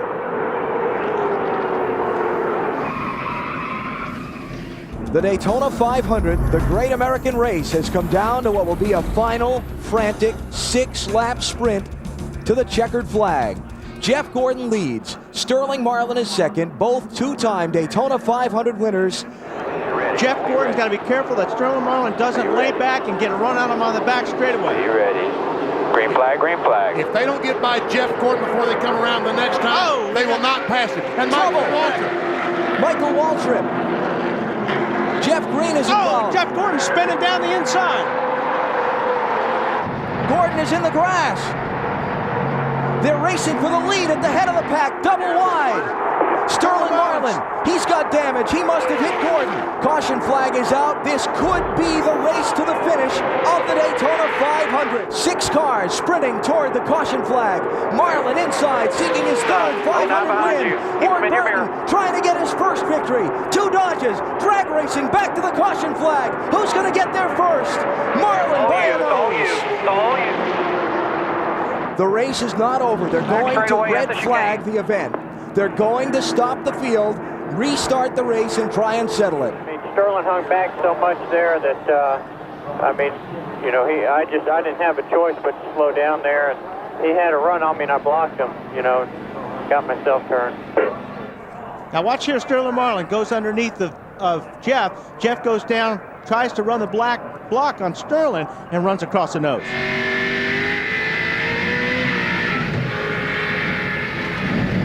The car. Sterling Marlin is jumping out of his car. He's going around to look at the right front fender. But, he can't do that. You can't work on your car under the red flag. That's the NASCAR rule. Pull it off a little bit. You're not allowed to work on your car under the red flag. Lee, they let him look at it, but they wouldn't let him pull it out because that's against the rules under red flag conditions. Yeah, I guess. Good answer. Gordon race at the tail end of the longest line, Glove. All right, they just made the call. The longest line or lead lap? The tail end of the longest line. About what I ask an official. 2 laps to go as they come to the start-finish line. Marlin has caught the pack. Gordon has caught the pack too. Checker flag is up, and Ward Burton is going to win the 44th Daytona 500. Jeff Gordon wound up 9th. Sterling Marlin 8th. Well, Sterling, first off, can you even begin to describe your side of the controversy? No, I mean, it's a Daytona 500, and you're going to try to win the thing, and, laid back, try to get a run on Jeff, and, as soon as he got across the line and hooked left and got up his quarter panel, and, his deal is he's going to try to block, and if I was in his shoes, I'd try to block too, and we just hooked together, hooked bumpers, and he spun out, and I went on and got my fender on the tire. So, we tried to get it pulled off, but NASCAR didn't like it. Let's go to the rear. Did you question that? I mean, them questioning you, messing with the fender? Well, I seen Earnhardt doing it at Richmond one time, so he got out and cleaned his windshield off, so I thought it was okay. I don't guess it was. I guess not. Sterling Marlin nearly pulls off a win here in Daytona, Alan. Disappointed. At least he could smile about losing the Daytona 500. The sight of Sterling running to fix his car became iconic, a driver desperate to make repairs, even if it wasn't legal. Ironically, during Sterling's time at the Nashville Fairgrounds, it was legal for a driver to work on a car under a red flag. The way the general racing rule read was under a red flag condition with the cars on the track. If a driver gets out and he does work, that's okay. I think that's right. I believe it was what we done back in. If driver does it and pulls out a little sheet of metal, he can do it. Sterling later said he had no regrets, as he had no other chance to win. Quote, just one of them deals where if I hadn't tried, it was just going to cut the tire and wreck us anyway. The signpost up ahead. Your next stop, not Daytona, it's the Sterling Zone. Picture, if you will, a driver, a race, a red flag, a foiled fender, entering a dimension like no other, an uncanny resemblance to the Twilight Zone. All right, stop the booing. All right, hey, where do you get this Sterling Marlin? Did you write that? No, I follow the rules here. What was Sterling Marlin thinking at Daytona? Time out. All right. Now listen, the guy's pretty smart. Give me a break here. I mean, it's a calculated risk. Isn't it against the rules, though? No, it's a gray area. It's working the system. It's kind of a gray area. What if they didn't see him? So it was a bright move. He really maneuvered himself in the point stand. Well, he got caught. But what if he didn't? The other side of the coin is what if he didn't get caught?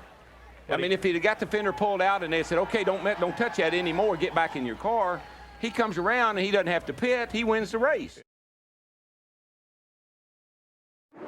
Sterling's giving it a run. Whoa, Sterling got loose. That back end got sucked around as they went down in the corner, and he's going to put the slide job on him and take the lead. Here comes Kenseth. And the old fender bender there, Sterling Marlin, after 2 of 38 Winston Cup races, is our current points leader.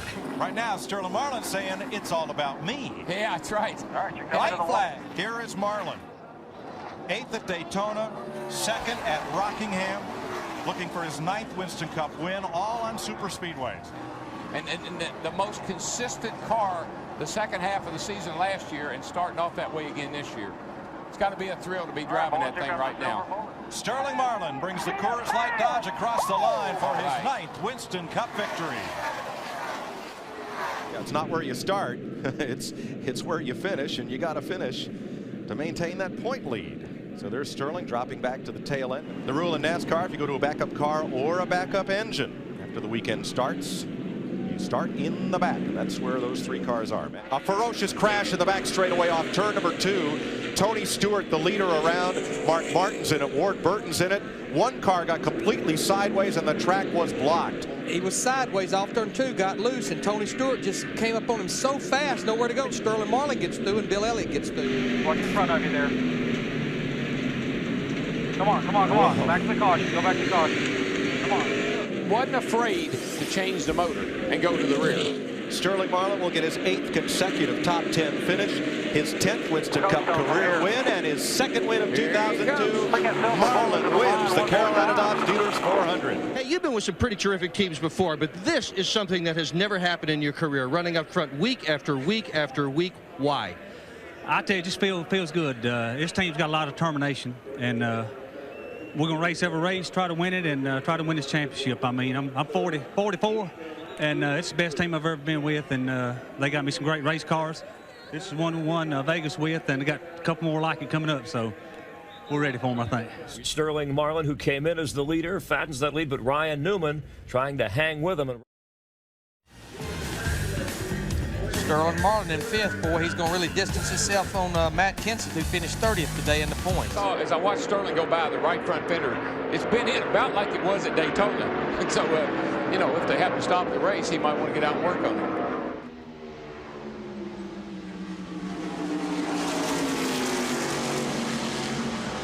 You know, we talked a little bit about our point leader right there, and it is Sterling Marlin. Those guys continue to struggle. Don't count him out. He's got a long ways to go. Point leader Sterling Marlin is on pit road. He's overheating right now. The water pump belt has come off. That's why the problem with the power steering first, he didn't catch the car overheating. They have severe problems. They're pushing the 40 car behind the pits right now to try to make repairs. Sterling's last place finish at Sears Point was the end of a difficult stretch. In the last 2 months, Marlin had only one top 10 finish. But in many ways, 2002 was a championship no one wanted to win. Whoever would get to second in points would have bad races, allowing Sterling to still pull away. Bill Elliott bringing it home for Ray Evernham and Dodge as Elliott wins the Pennsylvania 500 at Pocono. Sterling Marlin will lead 106 of the race's 175 laps, but have to settle for 3rd. Still under caution in the Brickyard 400 at the Indianapolis Motor Speedway, but there's a new story developing. It involves the leader in the NASCAR Winston Cup Championship, Sterling Marlin. They really ain't nothing we can do for it. We think it's dropped the valve, but... And the championship standings as of now, Sterling Marlin's lead coming into the race was 93 over Jimmy Johnson, the gap will close considerably. There's so much up for grabs besides winning the championship and the money that goes along with it. There's a $1 million bonus from Dodge for the first Dodge team to win a championship since they've come back. Final lap of the Mountain Dew Southern 500 for Jeff Gordon. Going to be a good day in his attempt to win yet another NASCAR Winston Cup championship. His attempt to overtake Sterling Marlin for the title. 91 from first to second. Sterling left the Southern 500 with a 91-point lead over Jeff Gordon. He had finished in the top 10 for the last 3 races, the first time he had 3 straight top 10s since the first 5 races of the season. The 45-year-old Tennessee farmer was 11 races away from winning the championship.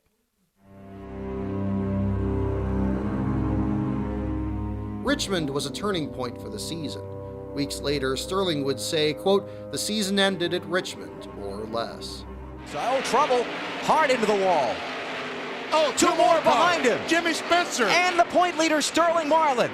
Jeff Burton, Spencer, and Sterling Marlin are all crashed. And that is a hard lick. Uh-oh.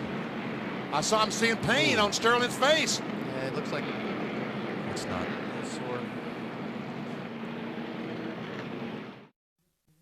Sterling's neck was injured at Richmond, but he didn't get x-rays.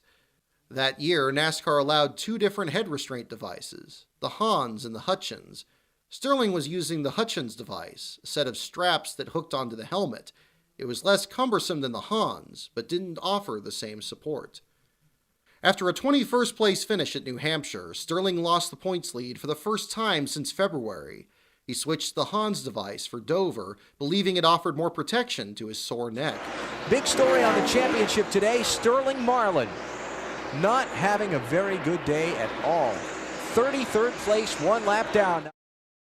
Sterling struggled to another 21st place finish, after which he said, quote, "We had the wrong gear, wrong springs, wrong shocks, and wrong car. We had the right beer, but other than that, we got stomped."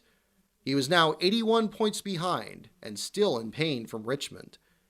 "My chest was so sore I couldn't wear the Hans," he said. "The Monday after Dover, it felt like I'd wrecked again. I couldn't hardly get my breath. My back was hurting bad before the race last week at Kansas City. There wasn't anything wrong with the Hans. It was just my chest was sore from Richmond. I wanted to get it healed up. I decided to use the Hutchins and go with the Hans next year." Well, Matt, 4 weeks ago, Sterling Marlin was 91 points up in the race for the championship. Now he's 81 down. That's a swing of 172 points. 8 races to go, Sterling. How do you make up some of those points?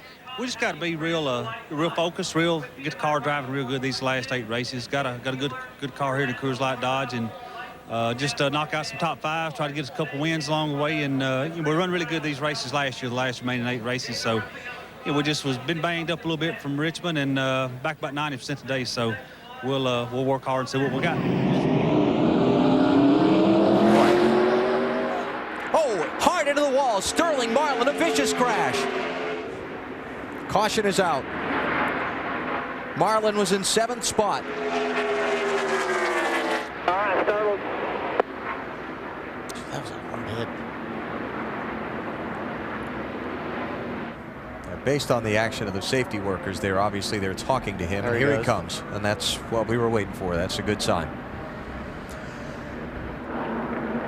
It's like, once again, that Mike Wallace, he started to run up on Mike Wallace, and the car got loose or pushed or something, and he had to jump off the throttle a little bit, and that's when the 99 ran in the back of him. A very dejected Jeff Burton came on the radio. He said, "I did the best I could. I tried to get checked up, but I just couldn't do it in time. I did not mean to hit him, but I did hit him, but just barely." Sterling just walked out of the infield care center. First off, are you okay? Because judging by what your crew said on the radio moments ago, it sounded like it was a pretty hard hit. Yeah, it's probably, I don't know, it probably hit harder than Richmond, but I think it pulled some soreness out. So I'm not near as sore now as I was when we started the race. But, all the stuff done a good job inside the car, the Hutchins device. And I think a 99 got into us. I don't know, just hard racing, slow car. Checked up or something, he hit us. But they had a real good car. We was good as anybody, but Ryan finally got the car fixed. And it was really good on long runs. Just hated the Coors Light Dodge, just hard racing part of it. Judging the way the car was running, we had a good top 5 car and was going to gain back a good bit. Mark was having trouble and make it out and run Tony and Jeff. We just race hard. It's racing. It's part of it. This stuff happens, and we'll come back. Sterling was still hurting. At the urging of Al Shuford, the athletic director for Chip Ganassi Racing, Sterling had an MRI on Monday. The results were bad. Tests showed a broken C2 vertebrae, but couldn't tell if the crack had gone all the way through or not. If it had, his spine was in danger. Sterling was riding a tractor on his farm when specialists in Charlotte told Felix Sabates the result. Felix called Sterling in a panic and told him to wrap a towel around his neck as a brace. Sabates sent a plane to pick up Sterling and flew him to Charlotte for a CT scan, which confirmed it was only a hairline fracture. Until it healed, he was done driving for the year. And certainly the biggest story of this week in NASCAR Winston Cup racing, the revelation that Sterling Marlin suffered a non-displaced fracture of the C2 bone in his neck, and he is out for the season. In other words, folks, he broke his neck. Was it a difficult decision for you, Sterling, to pull the plug on the season for yourself? Yeah, I mean, these guys have worked so hard, and you know, we felt like we're so close, but you know, we'll get them next year. Got a great race team. Chip's put together, Chip and Felix, and Coors Light's coming back, and you know, the main thing, you'll be there to walk down the aisle at your daughter's wedding. Trevor gets married, so instead of being in a wheelchair, and this you got to set out 6-7 races. We'll be fine. Sterling joked, "I told them we'd get some duct tape and just tape me to the seat and cut me loose when the race was over, but they wouldn't go for it." He also said, quote, "I'm lucky. I came close to spending the rest of my life in a wheelchair." They had a team meeting at Chip Ganassi Racing on Wednesday. Team manager Tony Glover and crew chief Lee McCall could barely speak. You could hear grown men crying when they found out Sterling was sidelined for the season. But when they got here to the track, they turned their attention to the start of a new career. America, this is Jamie McMurray. He will drive the 40 car in place of Sterling Marlin for every race the rest of the season except Martinsville. Here's a 26-year-old kid that nobody's ever heard of in the broad landscape of American sports until a week ago. He'll do it! 26-year-old Jamie McMurray pulls off the victory in just his second NASCAR Winston Cup start. Unbelievable. Go ahead, caller, you're on the air. Jamie, way to go, man. Holy cow, can you believe this? That's way too soon. Oh, man, great race car. That's Sterling Marlin, by the way, on the phone from his home in Columbia, Tennessee, I believe. Man, Sterling, this is a great race team, and hope you get better, and I know you'll come back and probably win the championship next year. Go great race. Got a good bunch there, so I wish I was there with you. I come on home today. I thought it was going to rain it out. Hey, great race team, but go drink some Coors Light with us. I know you will. Okay. Marlin finished 18th in driver points, while the team finished 8th in owner points. Marlin would never again reach the performance of 2002, and Chip Ganassi Racing became less consistent over the next few years.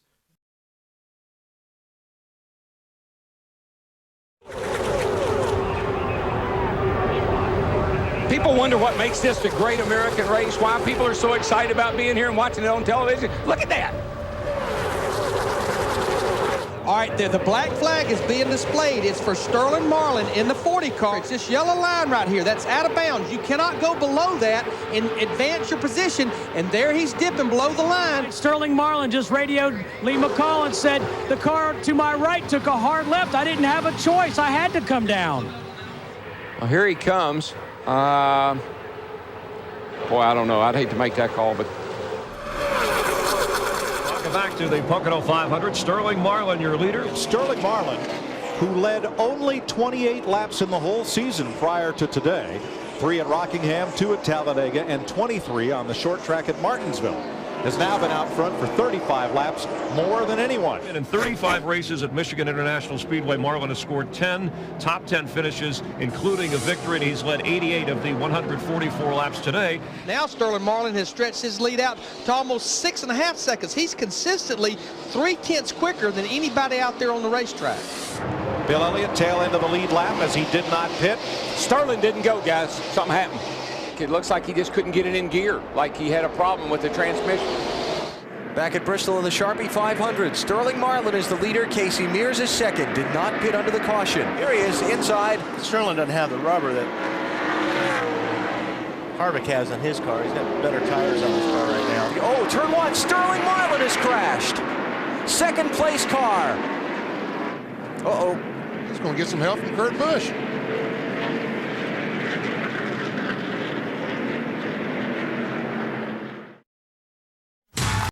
Ladies and gentlemen, gentlemen, start your engines. It's NASCAR week on the Family Feud.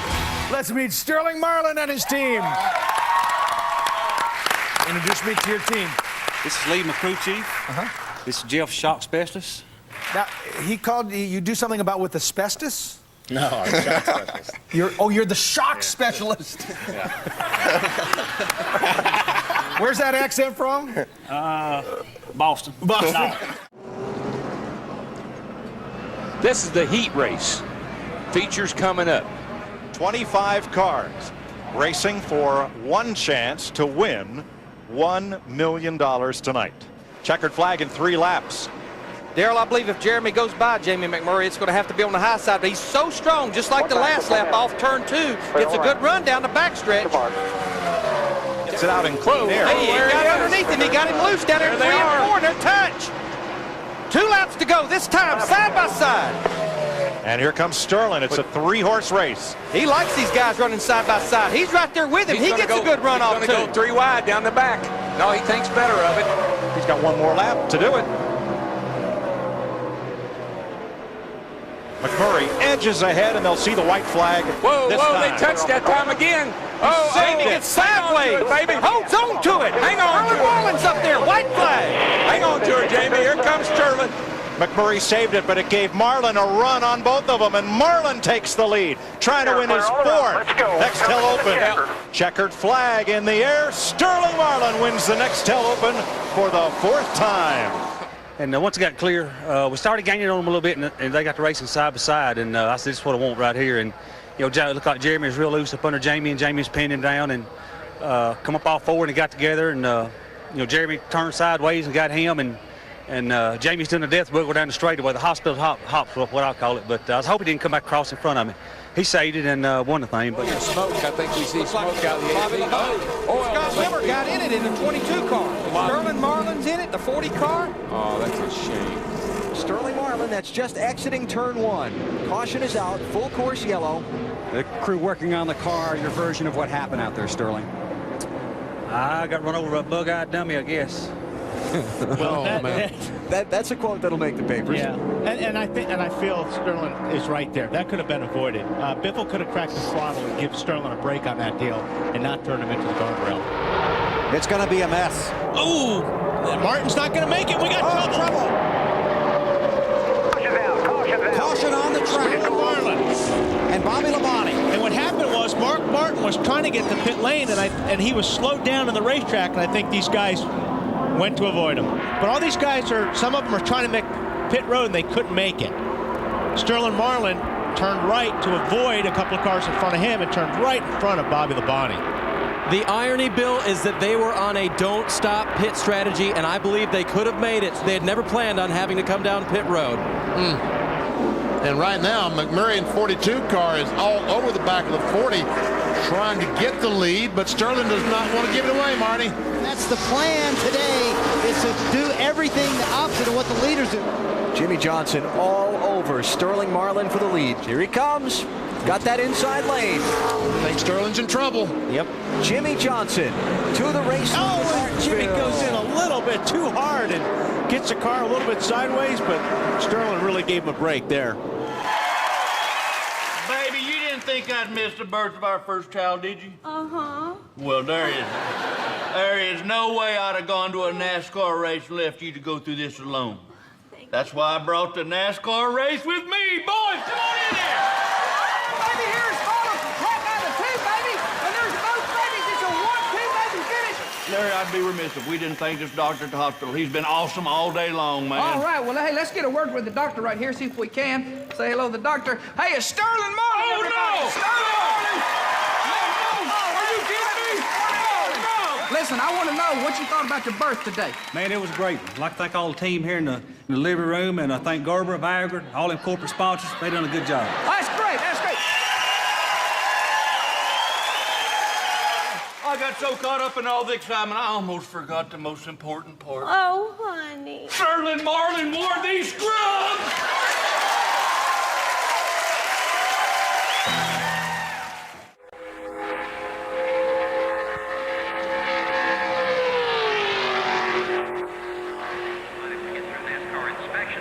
Darrell, if there's a car that going with just 2 right side tires benefited, I think it was Sterling Marlin in the 40 car. He has quite a lead over Jimmy Johnson back in the 5th place. Remember, going with 2 tires, they gained 11 positions on the racetrack. That had been hard to have done even with 4 tires. So the veterans are holding their own as you're going to look to Sterling Marlin. Look at Dale Jarrett, Mark Martin.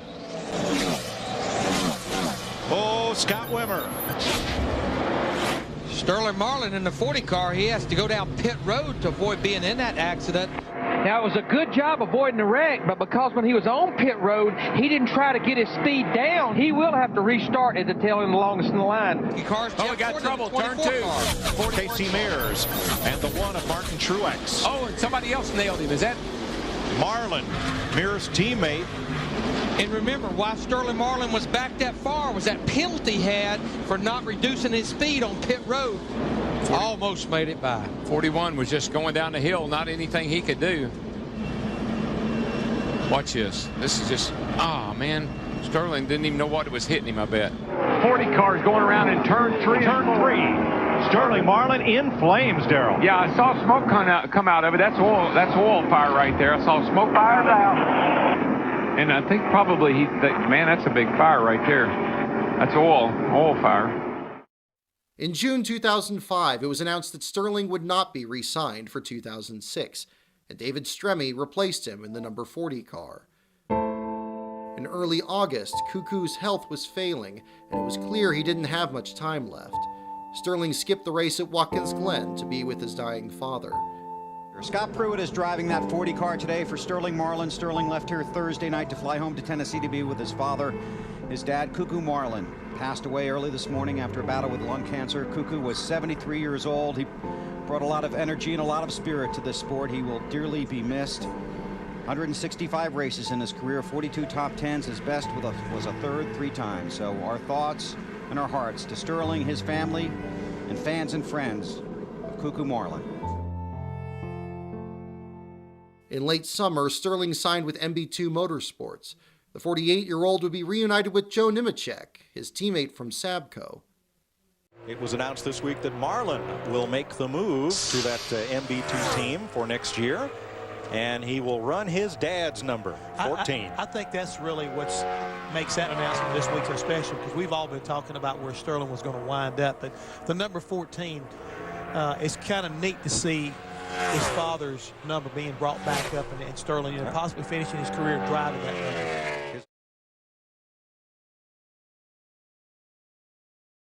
Well, Matt, back there in that white and green car, the 14 of Sterling Marlin, a 2-time Daytona 500 winner.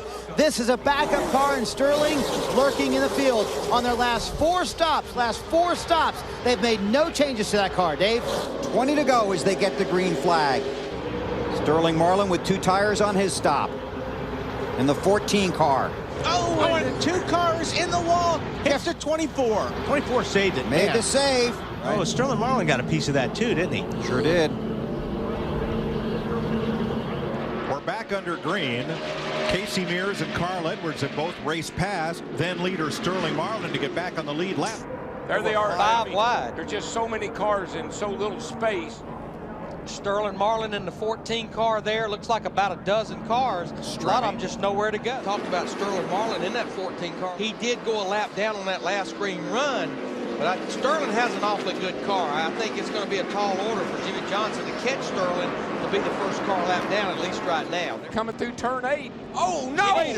Hard lick. Man, Sterling Marlin in the 14 car, and they're still stacking up. huge hit? Sterling, what was your view of it?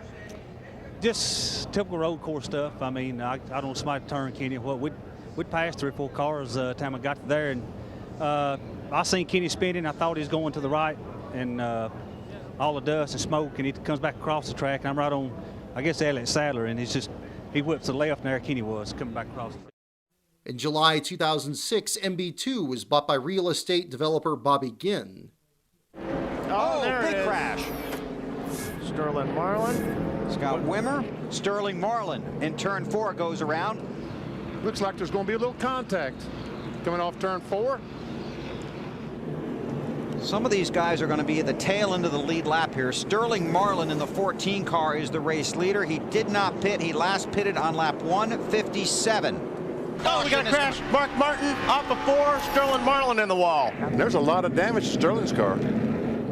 I guess like Mark clipped Sterling. Yeah, and Sterling had all his damage with the outside retaining wall. And that's going to hurt Sterling. You know, we're talking about being the top 35 in points. Yep. That's not going to help.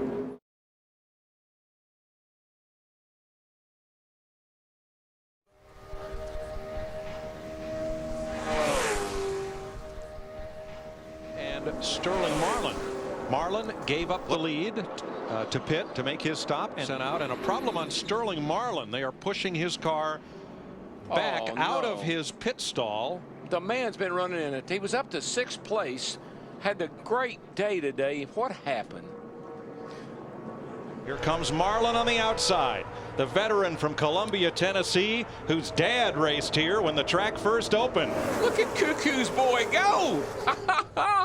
Lap is led by Marlin. Great note on Sterling Marlin. He's led 1,004 laps in restrictor plate racing, but that is the first lap he's led on a plate race in the last 12 events. I can't believe Sterling just sitting there and just pulling this crowd right around here. What a great run for him right off the get-go. Well, you got to admit, it's pretty exciting for Sterling Marlin and Kenny Wallace to be up here fighting with Jeff Gordon and company. As we look at the 14 car, Sterling Marlin obviously has a problem. Load up, I think, Slugger. That's a natural. Oh, Marlin. You blew a damn tire. And there you have it. That's what it did. And that's what it did. So. And that's what you feel like when you. And I'm going to defend Sterling Marlin until the end of time for that, because that's what you feel like after. Because he was having a great run. Yeah. He was having a great run today in that 14, and he is great at places like this. 2 weeks after his 50th birthday, Sterling lost his ride when Bobby Ginn Racing merged with Dale Earnhardt Incorporated. That's the James Finch car. Sterling Marlin, 2-time winner of the 500 and a former pole sitter, is 36th fastest with that run. These are the guys who will be watching the Daytona 500 the same way you and I will. AJ Allmendinger, Bill Elliott, Sterling Marlin, and Carl Long. In May 2008, Sterling returned to Chip Ganassi Racing as a substitute for the injured Dario Franchitti. He qualified 14th but finished 34th with mechanical problems. After a 31st place finish in the Coke 600, Franchitti returned. And we have contact on the racetrack, hard contact, a 31 car, Jeff Burton involved. Yeah, Joe Nemechek's also in there, and I believe that's the 09 of Sterling Marlin. Homestead Miami Speedway. This is a car that Hendrick Motorsports prepared for Phoenix Racing, for Sterling to run this final race of the year. So far, so good for Sterling. That'll do it for him. That's in the top 20. That's 19th with 31.70.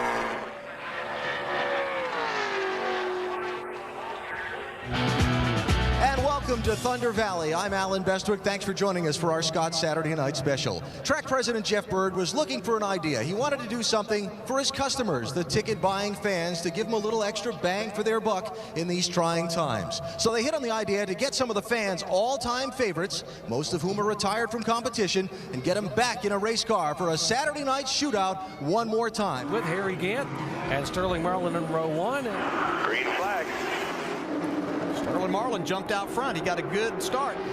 Yeah, if Rusty can get up there battling with Sterling a little bit, that might open things up for Terry to come in there.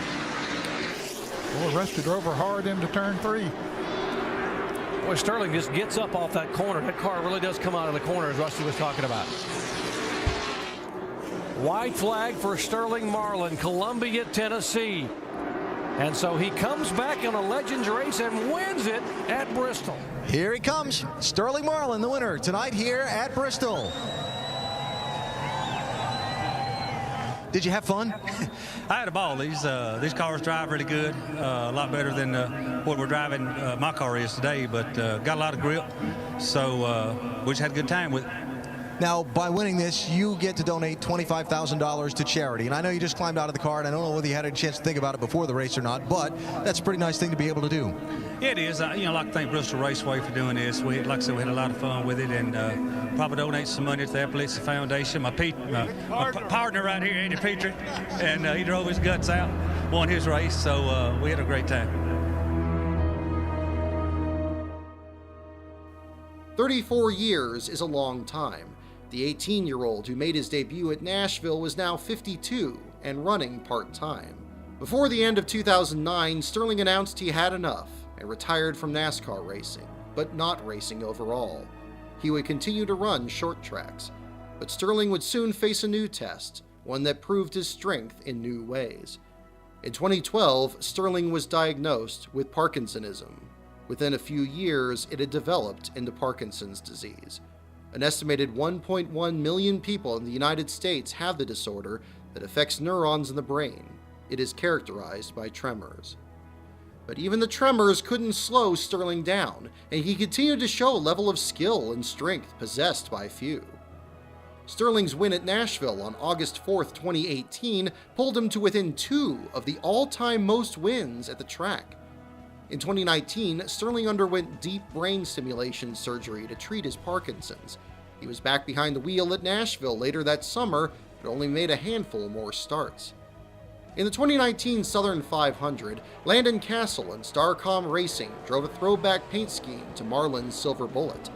In Sterling's honor, Coors Light donated $40 for each lap run to the Michael J. Fox Parkinson's Foundation. Castle finished 25th, and almost $15,000 were raised.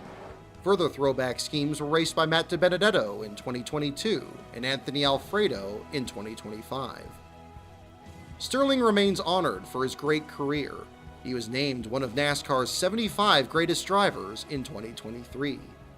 An expert at NASCAR's biggest tracks with 10 Cup race wins, including back-to-back Daytona 500s in 94 and 95, Sterling Marlin.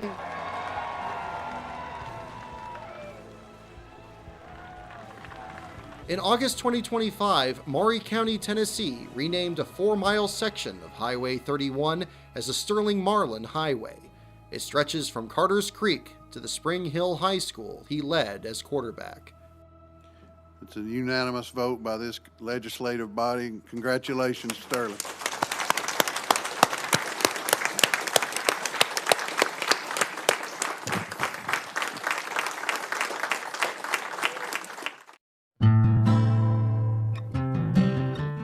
Sterling has lived his whole life on the farm in Carter's Creek. He has remained true to his authentic self. From his youth to Daytona 500 wins, he's walked over that same Tennessee dirt. The word Sterling means authenticity and strength. Throughout his racing career and life, Marlin has been purely Sterling.